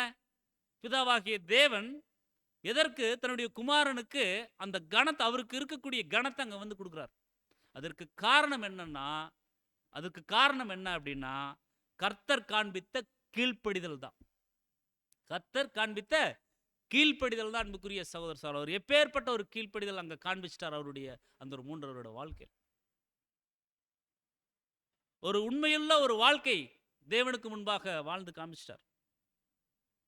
எந்த விதத்திலும் அவர் மீது குறை சொல்லாத அளவுக்கு அவருடைய வாழ்க்கை முறை அங்க வந்து இருந்துருச்சுன்னு சொல்லி நம்ம வந்து பார்க்கிறோம். ஏன்னா அவருடைய வாழ்க்கை எப்படி இருந்துச்சுன்னா, கிறிஸ்து விரும்பினது கீழ்ப்படிதல. கிறிஸ்து விரும்பினது கீழ்ப்படிதல. கிறிஸ்து வெறுத்தது அக்கிரமத்த. அவருடைய வாழ்க்கையில தேவனுடைய நீதி செயல்படுவதற்கு தான் முழுவதும் ஒத்துழைப்பு கொடுத்தார். ஸோ அவருடைய பின்னடியார்களாகி நாம் அந்த வகையில நம்ம வந்து செயல்படுறோமா? நம்ம எந்த அளவுக்கு தேவனுடைய ஒரு நீதிக்கு, தேவனுக்கு பயப்படக்கூடிய பயத்திற்கு, தேவனுக்கு கீழ்ப்படியக்கூடிய கீழ்ப்படிதலுக்கு நாம் நம்முடைய வாழ்க்கையில நாம முக்கியத்துவம் கொடுத்திருக்கிறோம். அன்புக்குரிய சகோதர சகோதரிகளே, இது நம்ம ஒவ்வொருவரும் நம்மள நாம் யோசிச்சு பார்க்கணும். ஸோ அங்க கர்த்தர் கீழ்ப்படிதல அவர் வந்து விரும்பியிருக்கிறார். அக்கிரமத்தை வெறுத்திருக்கிறார். ஸோ இதுல நமக்கு பாடம் நம்ம வந்து கவனிக்கும் பொழுது, ஸோ அப்படிப்பட்ட ஒரு வாழ்க்கை கிறிஸ்துவின் மணவாட்டி வகுப்பார் வாழ்ந்துட்டா, அவங்களுக்கு கூட தேவன் என்ன பண்றாருன்னா, அபிஷேக தைலத்தினால அபிஷேகம் பண்றார் அப்படின்னு சொல்லி நம்ம வந்து பார்க்கிறோம். ஸோ அதுதான் நம்ம வந்து படிச்சோம். ஆதலால் தேவனே, ஆதலால் தேவனே உம்முடைய தேவன் என்ன பண்றாருன்னு சொல்லி பார்த்தோம்னா, உமது தோழரை பார்க்கிலும் உம்மை ஆனந்த தைலத்தினால் அபிஷேகம் பண்ணினார் அப்படின்னு சொல்லி. ஸோ தோழர்களுக்கு கூட ஒரு அபிஷேகம் தைலம் அங்க தேவன் வந்து கொடுக்குறார். தோழர்கள் அப்படிங்கிறது நான் முதலே பார்த்துட்டு திருச்சபை வகுப்பார். ஆக்சுவலா ஒரு அபிஷேகம் தைலம் அப்படிங்கிறது, அதாவது ஆயில் ஆஃப் கிளாட்னஸ். ஸோ இந்த ஒரு அபிஷேக தைலம் யாருக்கு கொடுப்பாங்க, யாருக்கு செலுத்துவாங்க அப்படின்னா, ராஜாக்களுக்கு தான். அந்த அபிஷேக தைலத்தை வச்சு அவங்களுக்கு என்ன பண்ணுவாங்கன்னா, ஒரு அப்பாயின்மெண்ட் பண்ணுவாங்க, அதிகாரத்தை கொடுப்பாங்க. அது யாருக்குன்னா ராஜாக்களுக்கு. ஸோ அதுதான் நம்ம வந்து பார்க்குறோம். இங்கே தோழர்கள் அப்படிங்கிறவங்க யாருன்னு சொல்லி பார்த்தோம்னா, திருச்சபையின் பிள்ளைகள். ஸோ கிறிஸ்துவனுடைய 2ஆம் வருகையில கூட இருக்க போகிறது சபை ஜனங்கள். ஸோ அவர்களுக்கும் ஒரு அபிஷேகம் அங்கே வந்து இருக்குதுன்னு சொல்லி நம்ம வந்து பார்க்குறோம். அப்போ அந்த ஒரு அபிஷேகத்தை அவங்களும் பெற்றுக்கொள்ளணும்னா, கர்த்தர் சொன்னார் இல்லைங்களா, நான் எதுக்கு என்னுடைய கனத்தை குமாரனுக்கு கொடுக்குறேன் அப்படின்னா, அவர் எப்படி வாழ்ந்துட்டார் அப்படின்னா, அவர் நீதியை விரும்பி அக்கிரமத்தை வெறுத்தார், அதனால அந்த கனத்தை கொடுக்குறேன். அதே போல அவருடைய தோழர்களுக்கும், அதாவது திருச்சபையின் பிள்ளைகளுக்கும் அபிஷேகம் இருக்குது, அபிஷேக தைலம் இருக்குது, ராஜாவாக அபிஷேகம் பண்ணக்கூடிய வாய்ப்பு இருக்குது. அது எதற்காக நான் அவங்களுக்கு கொடுக்குறேன் அப்படின்னா, அவங்க எப்படி வாழ்ந்துட்டாங்கன்னா, நீதியை விரும்பி அக்கிரமத்தை வெறுக்கிறாங்க. ஸோ நீதியை விரும்பி அக்கிரமத்தை வெறுக்கிறதுனால, நான் அவங்கள அபிஷேக தைலத்தினால நான் என்ன பண்றேன்னா, அபிஷேகம் பண்றேன் அப்படின்னு சொல்லி கர்த்தரும் தேவனும் சொல்ற மாதிரி இருக்கணும் நம்முடைய வாழ்க்கை. ஸோ நீதியை விரும்பி அக்கிரமத்தை வெறுத்து நாம வாழணும். அன்புக்குரிய சகோதர சொல்ல சாருங்க, வெளிப்படுத்துதல் 7ஆம் சபையில், வெளிப்படுத்தல 7ஆம் சபைக்கு சொல்லும்போது சொல்றாரு, வெளிப்படுத்துதல் 3:15 மற்றும் 16ல, உன் கிரியைகளை அறிந்திருக்கிறேன். நம்மளை குறித்து தான் சொல்றார். உன்னுடைய கிரியைகளை நான் வந்து அறிஞ்சிருக்கிறேன். நீ வந்து குளிரும் இல்லை, அனலும் அல்ல. நீ குளிராயாவது இரு, அனலாயாவது இரு. அப்படி இருந்தா ரொம்ப நல்லா இருக்கும் அப்படின்னு சொல்லி அங்க வந்து சொல்றாரு. அடுத்து சொல்லிட்டாரு, இப்படி நீ குளிருமின்றி அனலுமின்றி வெதுவெதுப்பா இருக்கிறதுனால என் வாயிலிருந்து உன்னை நான் வாந்தி பண்ணி போடுவேன். நம்மளை எப்படி இருக்கணும்னு சொல்றார். நம்முடைய கிரியைகளை அறிஞ்சிருக்கிறார். நம்ம நீதியை விரும்புறோமா, அக்கிரமத்தை வெறுக்கிறோமா? நாம எதற்கு முக்கியத்துவம் கொடுக்கிறோம்? தேவனுடைய நீதிக்கா, தேவனுடைய வார்த்தைக்கா? ஸோ அதெல்லாம் தேவன் பார்க்கிறார். ஸோ உன் கிரியைகளை நான் அறிஞ்சிருக்கிற. நீ குளிரும் அல்ல, அனலும் அல்ல. நீ குளிரா இருக்கணும் அல்லது அனலா இருக்கும், நலமா இருக்கும். இப்படி நீ எதுவுமே இல்லாம வெது வெதுப்பா இருக்கிறதுனால நான் உன்னை வாயிலிருந்து வாந்தி பண்ணி போடுறேன்னு சொல்லி சொல்றோம். ஸோ இப்படி ஏன் சொல்றாரு அப்படின்னா, பாருங்க, சில நேரம் சபை ஜனங்கள், அதாவது 144,000 பேர் தேவனுடைய பிள்ளைகள் எப்படி நம்ம இருந்துடுறோம் அப்படின்னு சொல்லி போட்டோம்னா, தேவனுக்கு கீழ்ப்படிய விரும்புகிறோம். அதே சமயம் அக்கிரமத்தையும் நாம் என்ன பண்ணிடுறோம்னா, நாம் ஏதோ ஒரு சூழ்நிலைகளை செய்கிறோம். ஸோ டபுள் மைண்டட் லைஃப், ஒரு அர்ப்பணிக்கப்பட்ட ஒரு புது சிருஷ்டி டபுள் மைண்டட் லைஃப் இருக்கக்கூடாது அவங்க வாழ்க்கையில். இரு மனம் உள்ளவன் தன் வழிகளில் எல்லாம் நிலையற்றவனாக இருக்கிறான். ரெண்டு மனசோட இன்னைக்கு வாழக்கூடாது. தேவனுக்குன்னா தேவனுக்கு தான், அது செத்தாலும் தேவனுக்காக தான், வாழ்ந்தாலும் தேவனுக்காக தான். அப்போஸ்தலனாகிய பவுல் அப்படித்தாங்க இருந்துட்டாங்க. நான் இறந்தேன்னா தேவனுக்காக, வாழ்ந்தேன்னா சத்தியத்தை சொல்றதுக்கு தேவனுக்காக. கிறிஸ்து எனக்கு ஜீவன், சாவு எனக்கு ஆதாயம், அப்படித்தான் வாழ்ந்துட்டார். ஸோ அப்படித்தான் நம்ம வாழணும். அன்புக்குரிய சகோதர சகோதரில், நாம் தேவனுக்குன்னு வந்தாச்சு. அப்போ தேவனுக்கு தான் நம்முடைய வாழ்க்கையில் நம்ம முக்கியத்துவம் கொடுக்கணும். அக்கிரமம் நம்முடைய வாழ்க்கையில் இருந்துடக்கூடாது. அப்படின்னு அக்கிரமம்னு எப்படி புரிஞ்சுக்கலாம்? தேவனுடைய வார்த்தைகளுக்கு கீழ்ப்படியாமல் நாம் செய்யக்கூடிய ஒவ்வொரு விஷயங்களுமே எப்படி தான் இருக்குன்னா, தேவனுடைய பார்வையில் அது அக்கிரமமாகத்தான் இருக்கு. அதான் அப்போஸ்தலனாகிய பவுல் சொல்லுவாங்க, சகலமும் நல் ஒழுக்கமாயும் கிரமமாயும். ஸோ எதை செய்துட்டாலும் நீங்கள் எப்படி செய்யணும் அப்படின்னு சொல்லி பார்த்தோம்னா, நீங்கள் நல் ஒழுக்கமாயும் கிரமமாயும் செய்யணும்னு சொல்லி சொல்லுவார். நீங்கள் எதை செஞ்சாலும் ப்ராப்பராக செய்யுங்க அப்படின்னு சொல்லி அங்கே வந்து சொல்லப்பட்டது. சரியான ஒரு ஒழுங்கின்படி, தெய்வீக ஒழுங்கின்படி நீங்கள் வந்து செய்யணும் அப்படின்னு சொல்லி சொல்கிறார். ஸோ அந்த இருமனமுள்ள ஒரு வாழ்க்கையை நம்ம என்ன பண்ணிடக்கூடாதுன்னா, நம்முடைய அன்றாட வாழ்க்கையில் நம்ம வாழ்ந்துடக்கூடாது. ஸோ ரெண்டு மனசோட வாழ்கிறதுக்காக நம்ம இந்த அழைப்புக்குள்ளே வரலைங்க. ரெண்டு மனசோட, ஆற்றுல ஒரு கால் சேத்துல ஒரு கால், அப்படி இருக்கக்கூடாது. ஸோ நம்ம தேவனுக்காகத்தான் நம்ம வந்திருக்கிறோம். உலகத்துக்காக வாழ்ந்துட்டோம், எவ்வளவோ வருஷங்கள் வாழ்ந்தாச்சு.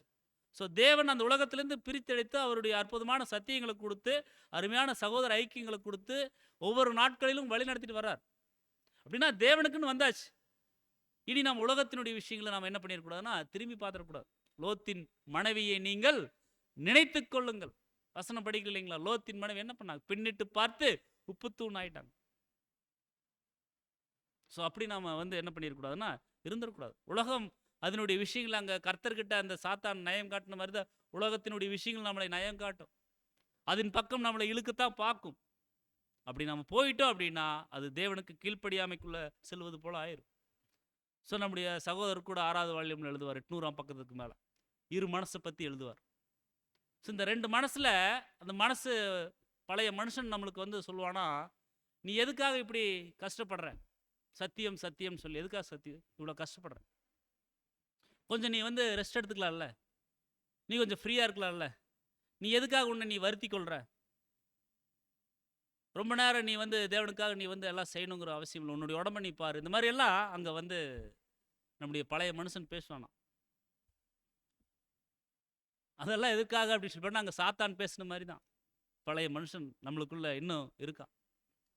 ஸோ அந்த பழைய மனுஷனை நாம் என்ன பண்ணணும்னா கலைந்து போடணும்.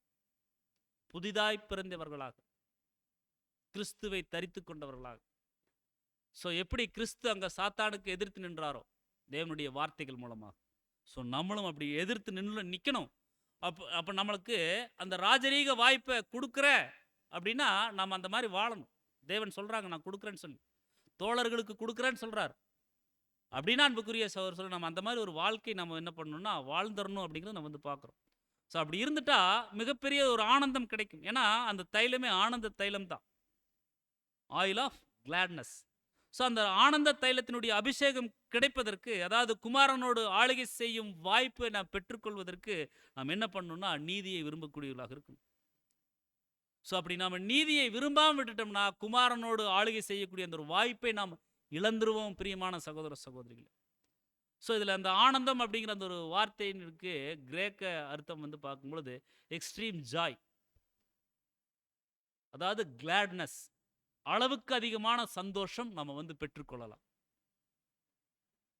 தேவன் கர்த்தர் நம்மளுக்கு அந்த ஒரு ஆனந்த அபிஷேக தைலத்தில் நம்மளுக்கு அந்த ஒரு வாய்ப்புகளை, அந்த அத்தாரிட்டியை கொடுக்கும் பொழுது நாம் என்ன பண்ணலாம் அப்படின்னு சொல்லி பார்த்தோம்னா அளவுக்கு அதிகமான சந்தோஷத்தை நம்ம வந்து பெற்றுக்கொள்ளலாம் அப்படிங்கிறது தான் நம்ம வந்து பார்க்குறோம் அந்த வசனத்தின் மூலமாக. ஸோ எல்லா தூதர்கள் இருந்தாலும் அவர்கள் மத்தியில் தன்னை வந்து கனம் பண்ணினதை நினைத்து அவர் வந்து சந்தோஷப்படலை. மாறாக தன்னை போலவே நீதியை விரும்பி அக்கிரமத்தை வெறுக்கக்கூடிய அவருடைய திருச்சபையின் பிள்ளைகளுக்காக அவர் என்ன பண்ணுறான்னு சொல்லி பார்த்தோம்னா பரிந்து பேசக்கூடியவராக இருக்கிறார். ஸோ அவருக்கு அதுதான் ஒரு சந்தோஷம், மகிழ்ச்சியாக இருக்குது. எப்படி அங்கே தேவனுக்கு கர்த்தரை குறித்து பேசுறது ஒரு மகிழ்ச்சியாக இருந்துச்சோ, அதுபோல் கர்த்தருக்கு திருச்சபையின் பிள்ளைகளை குறித்து பேசுவது ரொம்ப மகிழ்ச்சியாக இருக்குன்னு சொல்லி நம்ம வந்து பார்க்குறோம். ஸோ அனைத்து படைப்பையும், அதுக்கப்புறம் அந்த எல்லா காரியங்களையும், எல்லா தேவனுடைய தெய்வீக திட்டத்தையும் பிதா தன்கிட்ட கொடுத்துருக்கார் அந்த ஒரு வேலையை. ஸோ அதை வந்து செய்து முடிக்கிறாரு கர்த்தர். ஸோ பிதா அதை அங்கீகரிக்கிறாரு, அதை வந்து ஏற்றுக்கொள்ளவும் செய்கிறாருன்னு சொல்லி நான் வந்து பார்க்குறோம். ஸோ அதனால கர்த்தருக்கு மிகப்பெரிய மகிழ்ச்சி. பிதா அவருடைய தெய்வீக திட்டத்தை கர்த்தர்கிட்ட கொடுக்குறார். அதைய கர்த்தர் பிதாவாகிய தேவனுக்கு பிரியமானபடி செய்கிறாரு. அதைய பிதாவாகிய தேவன் ஏற்றுக்கொள்கிறாரு, அதை அங்கீகரிக்கிறாரு. அதனால கர்த்தருக்கு ஆனந்தம். ஸோ கர்த்தர் அந்த வேலையை திருச்சபையின் பிள்ளைகளாகி நம்மளுக்கு கொடுக்குறார். அந்த வேலையை நம்மளுக்கு கொடுக்குறார். அவருடைய ஊழிய வேலையில் நம்மளுக்கும் பகிர்ந்து கொடுக்குறார். அப்போ நம்ம சரியாக அதை நாம் செய்கிறோமா? நம்ம சரியாக செஞ்சு கர்த்தருக்கு மகிழ்ச்சி கொடுக்குறோமா? ஏன்னா கர்த்தர் நம்மளுக்கு அழைப்பு கொடுக்கும்போது எப்படித்தான் அழைப்பு கொடுத்தாலும், ஒருவன் என்னை பின்பற்றி வர விரும்பினால் என்னுடைய அடிச்சூடுகளை பின்பற்றி வரணும்னு சொல்லியிருக்கார். ஸோ அவர் எப்படி நித்தமும் பிதாவாகிய தேவனுடைய மனமகிழ்ச்சியாக வாழ்ந்தாரோ அதே போலதான் பிரியமான சகோதர சொல்ல நம்ம கூட கர்த்தருடைய மனமகிழ்ச்சியாக வாழக்கூடியவர்களாக இருக்கு. ஸோ கிறிஸ்து அப்படிங்கிற ஒரே புருஷனுக்கு நியமிக்கப்பட்ட கற்புள்ள கன்னிகைகளாக நாம் வந்து இருக்கணும். ஸோ கிறிஸ்துவை விட்டு நாம் வேற வழியில போயிட்டோம், அவர் சொல்லாத போதனைகளின் வழியில நம்ம வந்து போயிட்டோம், அவர் காண்பிக்காத அடிச்சூடுகளில் நாம் போயிட்டோம் அப்படின்னா அது நம்முடைய வாழ்க்கையை, அது அர்ப்பணிப்பின் வாழ்க்கையை நாம் இழப்பதற்கு சமமாக இருக்கும் அன்புக்குரிய சகோதர சகோதரர். ஸோ நாம் கீழ்ப்படிதலை காண்பிக்கணும். அப்படி கீழ்ப்படிதலை காண்பிக்கும் போது கூட நம்முடைய வாழ்க்கை முறையாகட்டும், நம்முடைய மரணம் கூட எப்படி தேவனுடைய பார்வையில் இருக்கும் அப்படின்னா பாருங்க, 116ஆம் சங்கீதம் 15ஆம் வசனத்தில் கர்த்தருடைய பரிசுத்தவான்களின் மரணம் அவர் பார்வைக்கு அருமையானது, ப்ரீசியஸ் அப்படின்னு சொல்லப்பட்டிருக்கு. ஸோ கர்த்தருடைய பரிசுத்தவான்களுடைய மரணம். ஸோ சபை வாய்ப்பு கிடைக்கும் போது ஒவ்வொருத்தருக்குமே இந்த ஒரு ஆனந்தம் கிடைக்கும். அது சபைக்கும் இருக்குது அப்படின்னு நம்ம வந்து பார்க்குறோம். ஸோ கிறிஸ்துவுக்கு அதை விட மேன்மையான ஒரு கணம் அங்கே இருக்குதுன்னு சொல்லி நம்ம வந்து பார்க்குறோம். ஸோ அந்த அருமையானது அப்படின்னா இது தேவன் எவ்வாறு நம்முடைய அர்ப்பணிப்பை மதிப்பிடுறார் அப்படிங்கிறத அந்த ஒரு வார்த்தை குறிக்கக்கூடியதாக இருக்குது. அருமையானது சொல்கிறாருங்களா, அருமையாக இருக்குது அப்படின்னா நம்ம சாதாரணமான ஒரு விஷயத்துக்கு ரொம்ப அருமையாக இருக்குன்னு சொல்லிடுவோங்களா? ஒன்றும் இல்லை, ஒரு சும்மா சிம்பிளாக ஒருத்தவங்க எழுதிட்டு வந்திருக்கிறாங்க, அதுக்கு பின்னால் பிரம்மாண்டமாக ஒருத்தவங்க எழுதிட்டு வந்திருக்காங்க, அதை பார்த்துட்டு எதுக்கு நம்ம சொல்லுவோம்? பிரம்மாண்டமாக இருக்கக்கூடிய விஷயங்களுக்கு அருமையாக இருக்குது அப்படி சொல்லுவோம். ஸோ இது தேவன் எவ்வாறு நம்முடைய அர்ப்பணிப்பை மதிப்பிடுறார், அருமையாக இருக்குன்னு சொல்கிறாரா, அல்லது பரவாயில்ல ஒன்றுமே இல்லை எப்படி சொல்கிறார், அதுதான் நம்ம வந்து பார்க்கணும். ஸோ கர்த்தருடைய பரிசுத்தவான்களின் மரணம் அப்படிங்கிறது தேவனுடைய ஊழியத்தில் மரணம் அடைகிறது தான் அர்ப்பணிக்கப்பட்டவர்களுடைய முடிவாக இருக்குது. தேவனுடைய ஊழியத்தில் மரணம் அடைவது தான் அர்ப்பணிக்கப்பட்ட ஒவ்வொருவருடைய ஒரு முடிவாக இருக்குது அன்புக்குரிய சகோதர சகோதரி. ஸோ ஆதியில் தூதர்களுக்கும் இந்த ஒரு வாய்ப்பு கொடுக்கப்பட்டுச்சு, ஆனால் அவங்க நீதியை விரும்பலை, அவங்க அக்கிரமத்தை தான் விரும்பிட்டாங்க. ஸோ நம்ம வசனம் வாசிக்கிறோம் பாருங்க, யூதா 1:6 தங்களுடைய ஆதி மேன்மையை காத்து கொள்ளாமல் தங்களுக்குரிய வாசஸ்தலத்தை விட்டுவிட்ட தூதர்களையும் மகா நாளின் நியாய தீர்ப்புக்கென்று நித்திய சங்கிலினாலே கட்டி அந்தகாரத்தில் அடைத்து வைத்திருக்கிறார். அப்படியே சோதோம் குமாரா பட்டணத்தார்களும் அவைகளை சூழ்ந்த பட்டணத்தார்களும் அவர்களை போல விபச்சாரம் பண்ணி அந்நிய மாம்சத்தை தொடர்ந்து நித்திய அக்னியின் ஆக்கினையை அடைந்து திருஷ்டாந்தமாக வைக்கப்பட்டிருக்கிறாங்கன்னு சொல்லி நம்ம வந்து பார்க்குறோம். ஸோ இந்த தூதர்கள் என்ன ஆயிட்டாங்கன்னா, தங்களுடைய ஆதி மேன்மையை காத்துக்கொள்ளல, தங்களுக்குரிய வாசஸ்தலத்தை அவங்க வந்து என்ன பண்ணிட்டாங்கன்னா விட்டுட்டாங்க. ஸோ ஆதி மேன்மையை காத்துக்கொள்ளல, தங்களுக்குரிய அந்த ஒரு வாசஸ்தலத்தை அவங்க வந்து விட்டுட்டாங்கன்னு சொல்லி வந்து பார்க்கும். ஸோ இது போல தான் அந்த சோதம் குமாரா ஜனங்களும் அவர்களைப் போல, அதாவது கெட்டுப்போன தூதர்களைப் போல அவங்க என்ன பண்ணிட்டாங்கன்னா, அவங்க வந்து ஒரு விபச்சாரம் செய்து அந்நிய மாம்சம். ஸோ இந்த அந்நிய மாம்சம் அப்படின்னா தங்களுக்கு சம்பந்தம் இல்லாத பூமிக்குரிய மாம்சம், அதாவது விலங்குகள் கூட அவங்க என்ன பண்ணிட்டாங்கன்னு சொல்லி தவறான ஒரு சூழ்நிலைக்குள்ள அவங்க வந்து போறாங்க. ஸோ தங்களுக்கு சம்பந்தம் இல்லாத பூமிக்குரிய மாம்சம், ஆனால் அங்கே என்ன பண்ணிட்டாங்கன்னா அந்த மாதிரி ஒரு தவறான விஷயத்துக்குள்ள அவங்க வந்து போகிறாங்க. அதனால நித்திய அக்னியின் ஆக்கினையை அடைந்து அவங்க திருஷ்டாந்தமாக வைக்கப்பட்டிருக்கிறாங்கன்னு சொல்லி நான் வந்து பார்க்குறோம். ஸோ இங்கே இருக்கக்கூடிய குமார்த்திகளை கண்டு கல்யாணம் பண்ணினதுனால நித்திய ஆக்கினையை அவங்க வந்து பெற்றுக்கொள்கிறாங்கன்னு சொல்லி நம்ம வந்து வாசிக்கிறோம். ஸோ கிறிஸ்துவின் வருகையில் இவங்க ஒரு வேளை மனம் தெரிந்துனா இயேசு கிறிஸ்துவை தொழுது கொள்ளக்கூடிய அந்த ஒரு வாய்ப்புக்குள்ளே அவங்க வந்து வரலான்னு சொல்லி நம்ம வந்து பார்க்கணும். ஏன்னா பாருங்க, இயேசு கிறிஸ்து தேவ தூதர்களை காட்டிலும் அவர் எப்படி இருக்காருன்னு சொல்லி பார்த்தோம்னா பெரியவராக இருக்கிறார். இயேசு கிறிஸ்து தேவ தூதர்களை காட்டிலும் அவர் வந்து பெரியவராக இருக்கிறார் அப்படிங்கிறத நம்ம வந்து பார்க்குறோம். மேலும் நம்ம வந்து கவனிக்கிறோம், யூதா 1:10 இவர்கள் தங்களுக்கு தெரியாதவர்களை தூசிக்கிறாங்க, புத்தியில்லாத மிருகங்களைப் போல சுவாவப்படி தங்களுக்கு தெரிந்திருக்கிறவைகளாலே தங்களை கெடுத்து கொள்கிறார்கள். இவர்களுக்கு ஐயோ. 3 வகுப்பார் சொல்றார். இவங்க காயினுடைய வழியில் நடந்து பிழையாம் கூலிக்காக செய்த வஞ்சகத்தில் விரைந்தோடி கோரா எதிர்த்து பேசின பாவத்திற்குள்ளாகி கெட்டு போயிட்டாங்க. இவங்களை குறித்து சொல்லும் பொழுது, இவர்கள் உங்கள் அன்பின் விருந்துகளில் கரைகளாயிருந்து. அந்த விருந்தே எப்படி ஒரு விருந்துன்னா அன்பின் விருந்து. அன்பின் விருந்துல அன்பு தான் எப்படி இருக்குன்னு சொல்லிட்டு நான் மேலோங்கி இருக்கணும், வியாபித்து இருக்கணும். ஆனால் அந்த அன்பின் விருந்துகளில் கரைகளாக இருக்கிறாங்க. அவங்க எப்படி இருக்கிறாங்கன்னா, பயமின்றி கூட விருந்துண்டு தங்களை தாங்களே மேய்த்து கொள்கிறார்கள். ஸோ இவர்கள் காற்றுகளால் அடியுண்டோடுகிற தண்ணீரற்ற மேகங்களாக இலையுதிர்ந்து கனியற்று 2 தரம் செத்து வேறற்று போன மரங்களுமாக இருக்கிறாங்கன்னு சொல்லி சொல்றார். ஸோ இந்த 10ஆம் வசனத்தை நம்ம கவனிக்கும் பொழுது சங்கீதக்காரனோடு நம்ம வந்து ஒப்பிட்டு பார்க்கலாம். சங்கீதம் 102 வசனம் 25லிருந்து 27 வரைக்கும், நீர் ஆதியிலே பூமியை அஸ்திபாரப்படுத்தினீர், வானங்கள் உம்முடைய கரத்தின் கிரியையா இருக்குது, அவைகள் அழிந்து போம், ஆனால் நீரோ நிலைத்திருப்பீர். அவைகளெல்லாம் வஸ்திரம் போல் பழமையாய் போயிரும், அவைகளை ஒரு சால்வையை போல நீங்க வந்து மாற்றிடுவீங்க, அப்பொழுது எல்லாம் மாறிப்போம் அப்படின்னு சொல்லி சொல்றார். ஆனா தேவன் சொல்றார் பாருங்க, நீரோ மாறாதவராய் இருக்கிறீர், உமது ஆண்டுகள் முடிந்து போவதில்லை அப்படின்னு சொல்லி சொல்றார். ஏன் அப்படின்னா, நம்முடைய ஆண்டவராக இயேசு கிறிஸ்து நேற்றும் இன்றும் என்றும் மாறாதவராக இருக்கிறார். நம்முடைய ஆண்டவராக இயேசு கிறிஸ்து நேற்றும் இன்றும் என்றும் மாறாதவர். சரிங்க, அப்போஸ்தலனாகிய பவுல் கூட இயேசு கிறிஸ்துவை அங்கே தூதர்களையும் அவர் வந்து கம்பேர் பண்ணி தான் பேசிட்டு வர்றார். அதாவது வானத்தையும் பூமியும் படைத்ததை அங்கே வந்து எழுதுறார். எல்லாமே அழிஞ்சிரும், ஆனால் கர்த்தர் என்றைக்கும் மாறாதவர். ஏன்னா அந்த சுவாபம், அந்த ஒரு தன்மை, அந்த ஒரு கணம் எங்கிருந்து கிடைச்சிருக்குன்னா கர்த்தருக்கு பிதாவாகிய தேவன் கிட்டிருந்து. ஏன்னா பிதாவாகிய தேவன் எப்பேற்பட்டவருங்க, அவர் மாறாதவர். I am that I am.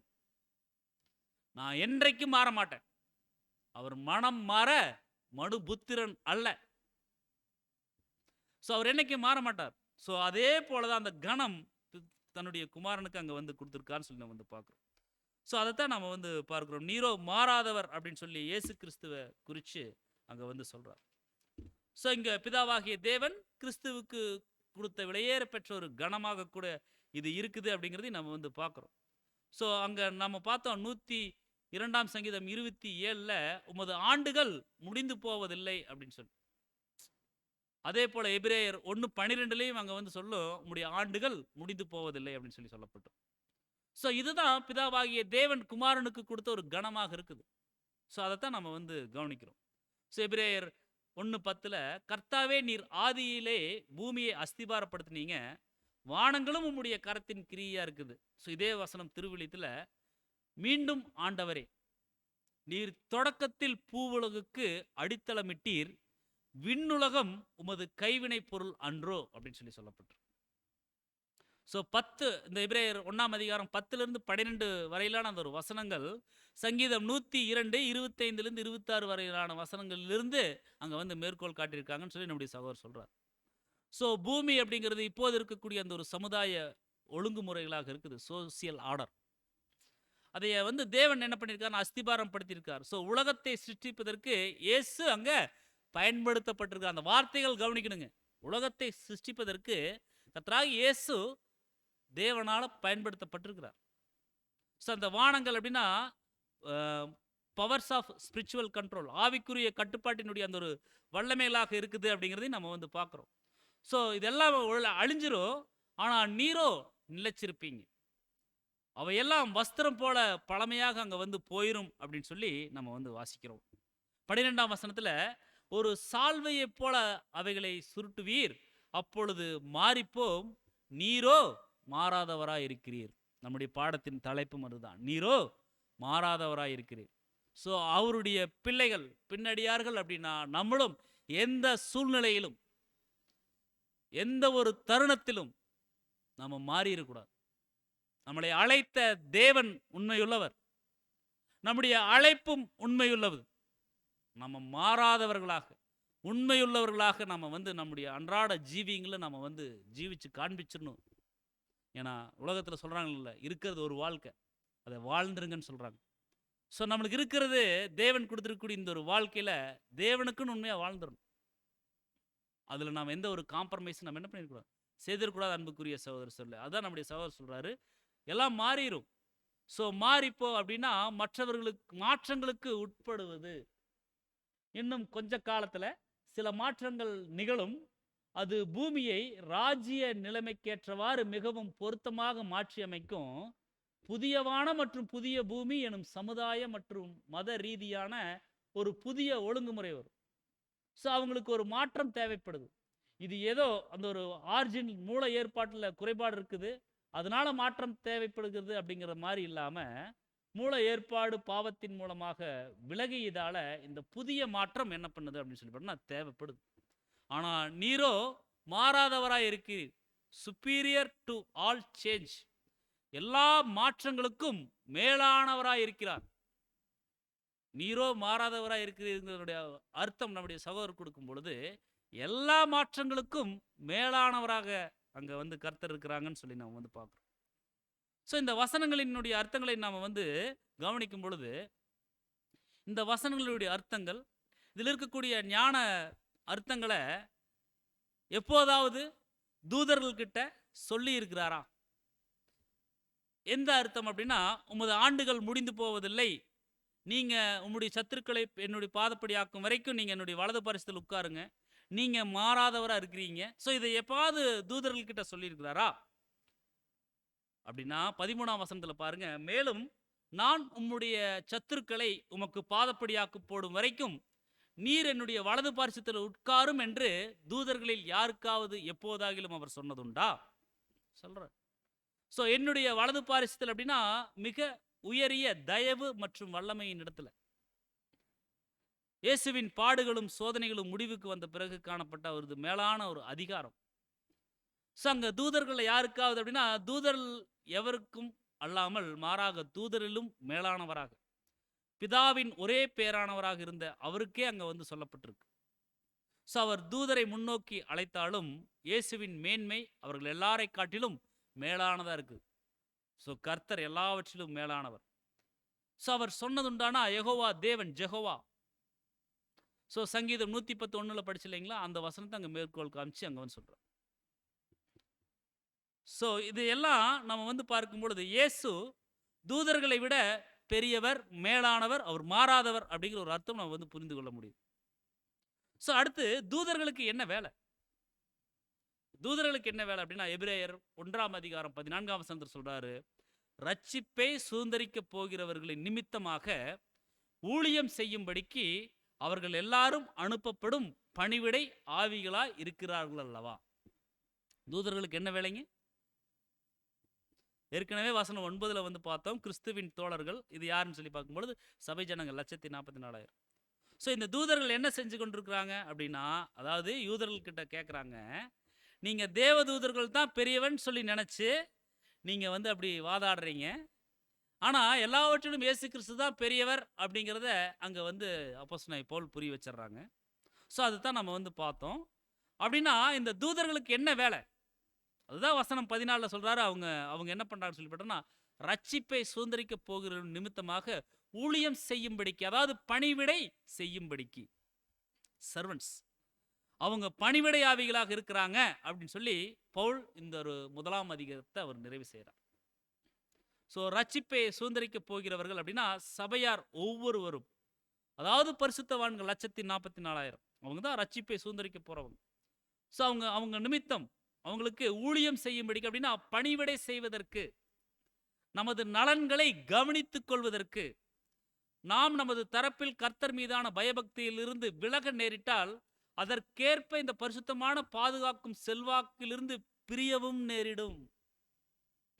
So தேவன் தமது ஜனங்களால் செய்ய முடிகின்ற ஓர் ஊழியத்தை வேறு பரலோக ஆவியின் ஜீவிகளை கொண்டு செய்து முடிப்பார் என்று எதிர்பார்ப்பதற்கு நம்மக்கிட்ட குறைவான காரணம் தான் இருக்கு. நம்ம செய்யலைன்னா பரலோக ஜீவிகள் வச்சு செஞ்சிருவார் அப்படின்னு நம்ம நினைக்கிறதுக்கு குறைவான வாய்ப்புகள் தான் இருக்குதுன்னு சொல்லி சொல்றார்.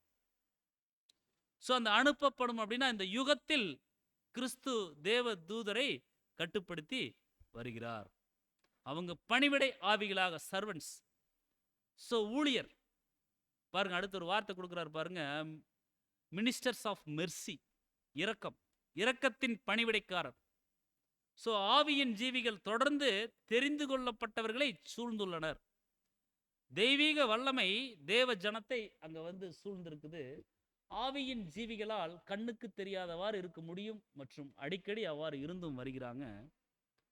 ஸோ இப்பரிசுத்த தூதர்கள் சபையின் நலன்களை கவனித்து வருவதோடு அல்லாமல், பாருங்க, இந்த தூதர்கள் நம்ம ஒவ்வொருவருக்கும் தேவன் 2 தூதர்கள் கொடுத்துருக்காங்க. ஸோ எதற்காக அப்படின்னா இந்த இந்த சகோதரன், மூத்த சகோதரர் சொல்லக்கூடிய விஷயங்கள் தான். ஸோ தேவதூதர் கர்த்தருடைய பிரதிநிதிகளாக அவருடைய சித்தத்தின்படி நமக்கு தேவையான எந்த வேலையும் செய்வதற்காக ஆயத்தமாக இருக்கிறாங்க. ஸோ அப்படித்தான் அங்கே வந்து இருக்கிறாங்கன்னு சொல்லி நம்ம வந்து பார்க்கணும். ஸோ தங்களுக்கு மேலாக உயர்த்தப்பட போகிற சபை மக்களுக்கு பணிவிடை செய்வதை ஒரு பாக்கியமாக கருதுகின்ற அன்பான தயவு நிறைந்த தேவனுடைய சிருஷ்டிகளாக இவர்கள் காணப்படுறாங்க. இவர்கள் அந்தகாரத்திலோ, அதாவது ஆவியுலக இடையீட்டாளர் சொல்லி சொல்றார், மீடியம்ஸ். ஸோ அவங்க மூலமாக செயல்பட மாட்டாங்க. கர்த்தருடைய தூதர்கள் அவருடைய ஜனங்களுடன் எப்போதும் காணப்படுகிறார்கள் என்பது எந்த சந்தேகமும் இல்லை. ஸோ அந்த பரிசுத்த தூதர்கள் மூலியமாக தேவன் நம்மளை வழிநடத்திட்டு வர்றார். ஸோ கர்த்தருடைய தூதன் கர்த்தருக்கு பயந்தவர்களுக்கு சூழப்பாளையம் இறங்குகிறார் அப்படின்னு சொல்லி சொல்றார். ஸோ அவர்களுக்குரிய தேவதூதர்கள் பரலோகத்தில் என் பரம பிதாவின் சமூகத்தை எப்போதும் தரிசித்துட்டு இருக்கிறாங்க. ஸோ தூதர்கள் நம்மளை வந்து பார்த்துட்டு இருக்கிறாங்க அப்படின்னா நம்முடைய வாழ்க்கை எப்படி இருக்கணுங்க? தூதர்கள் நம்மளை பார்க்குறாங்கன்னா நம்ம எப்படிப்பட்ட ஒரு வாழ்க்கை வாழணும்? ஒரு உண்மையுள்ள ஒரு வாழ்க்கை வாழணும் இல்லைங்களா? ஸோ அவங்க பரிசுத்த தூதர்களாக இருக்கிறாங்க. ஸோ தேவன் பாருங்க எவ்வளவு அருமையான ஒரு ஏற்பாடுகளை கிறிஸ்துவின் மனவாட்டி வகுப்பாருக்கு அங்கே வந்து கொடுத்துருக்கார். ஸோ நம்ம எல்லாருமே கர்த்தருடைய கிறிஸ்துவனுடைய தோழர்கள். ஸோ நமக்கு இந்த தூதர்கள் பணிவிடை செய்கிறாங்க. ஸோ கர்த்தர் இயேசுவோடு இருக்க போகும் அவருடைய தோழர்களுக்குன்னு சொல்லி தேவன் ஒரு தெய்வீக திட்டம் வச்சிருக்கிறார். ஸோ அந்த தேவனுடைய திட்டத்தை நம்முடைய பரிசுத்த வேதாகமத்தில், ஆதியாகமத்திலிருந்து தேவன் வந்து அந்த ஒரு ரெக்கார்டு கொடுக்குறார். ஏன்னா ஆதியாகமத்திலே தொடங்கிட்டார், வானத்து நட்சத்திரம் அப்படின்னு சொல்லி. ஸோ ஆதாம் அப்படிங்கிற அந்த ஒரு மனுஷனை படைச்சு அவர் வீழ்ந்து போயிட்டாலும் கூட, தேவனுடைய வார்த்தையை அவர் கை கொண்டு நடக்காமல் போயிட்டாலும் கூட, அவர் கீழ்ப்படியாமைக்குள்ள போயிட்டாலும் கூட அவரை அழிச்சு போடாம அதுக்கப்புறம் ஒவ்வொன்றாக அந்தந்த காலத்திற்கேற்ப என்ன பண்றாருன்னா தேவன் அவருடைய திட்டங்களை ஏற்படுத்தி அதை நிறைவேற்றி வந்து கொண்டே இருக்கிறார். பாருங்க, நோவாவினுடைய காலம், அதுக்கப்புறம் ஆதாமுக்கு அப்புறம் அங்க அப்படி அப்படியே தேவன் கொண்டு வர்றார். நோவா வர்றார், ஸோ ஆபிரகாம், ஈசாக்கு, யாக்கோபு, இப்படி அநேக முற்பிதாக்களுக்கு வாக்கு தத்தங்களை அவர் என்ன பண்றாருன்னா தேவ மனுஷர்களுக்கு கொடுக்குறார். ஸோ அடுத்து மோசே மற்றும் எண்ணற்ற தீர்க்கதரிசிகள், இப்படியாக அங்க தேவன் அவருடைய திட்டங்களை தொடர்ந்து செய்துட்டு தான் வரார். ஸோ இவங்கள பாருங்க, அதிகமான பேர்களுக்கு ஒரு குறிப்பிட்ட காலத்துக்கு அப்புறம் தேவனுடைய தெய்வீக திட்டம் அங்க வந்து தெரியல. ஸோ நிறைய பேருக்கு தேவனுடைய தெய்வீக திட்டம் வெளிப்படுத்தப்படாமலும் போயிருச்சு. தூதர்களுக்கும் கூட அது தெரியாம போயிருச்சு.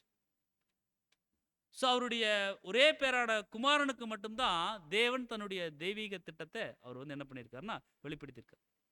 ஸோ இப்படியாக தம்முடைய திட்டத்தை மேலும் யாருக்கு தெரியப்படுத்த தேவன் சித்தம் வச்சிருக்கிறார் அப்படின்னா தூதர்களுக்கு வெளிப்படுத்தியிருக்கார். இங்க மன்னிக்கவும், தூதர்களுக்கு வெளிப்படுத்தல, கர்த்தருக்கு வெளிப்படுத்தினார். அதுக்கப்புறம் யாருக்கு அதை வெளிப்படுத்த சித்தம் வச்சிருக்கார் அப்படின்னா எபேசியருக்கு எழுதின நிருபம் 3ஆம் அதிகாரம் 9ஆம் வசனத்துல தேவன் நம்முடைய கர்த்தராக இயேசு கிறிஸ்துவுக்குள் கொண்டிருந்த அனாதி தீர்மானத்தின்படி, தன்னுடைய அனாதி தீர்மானம் அப்படின்னா ஆரம்பமே இல்லாத போதே ஒரு தீர்மானம் பண்ணிட்டார். தேவனுடைய எல்லா தெய்வீக திட்டங்களிலும் சபை வகுப்பார் வரணும்.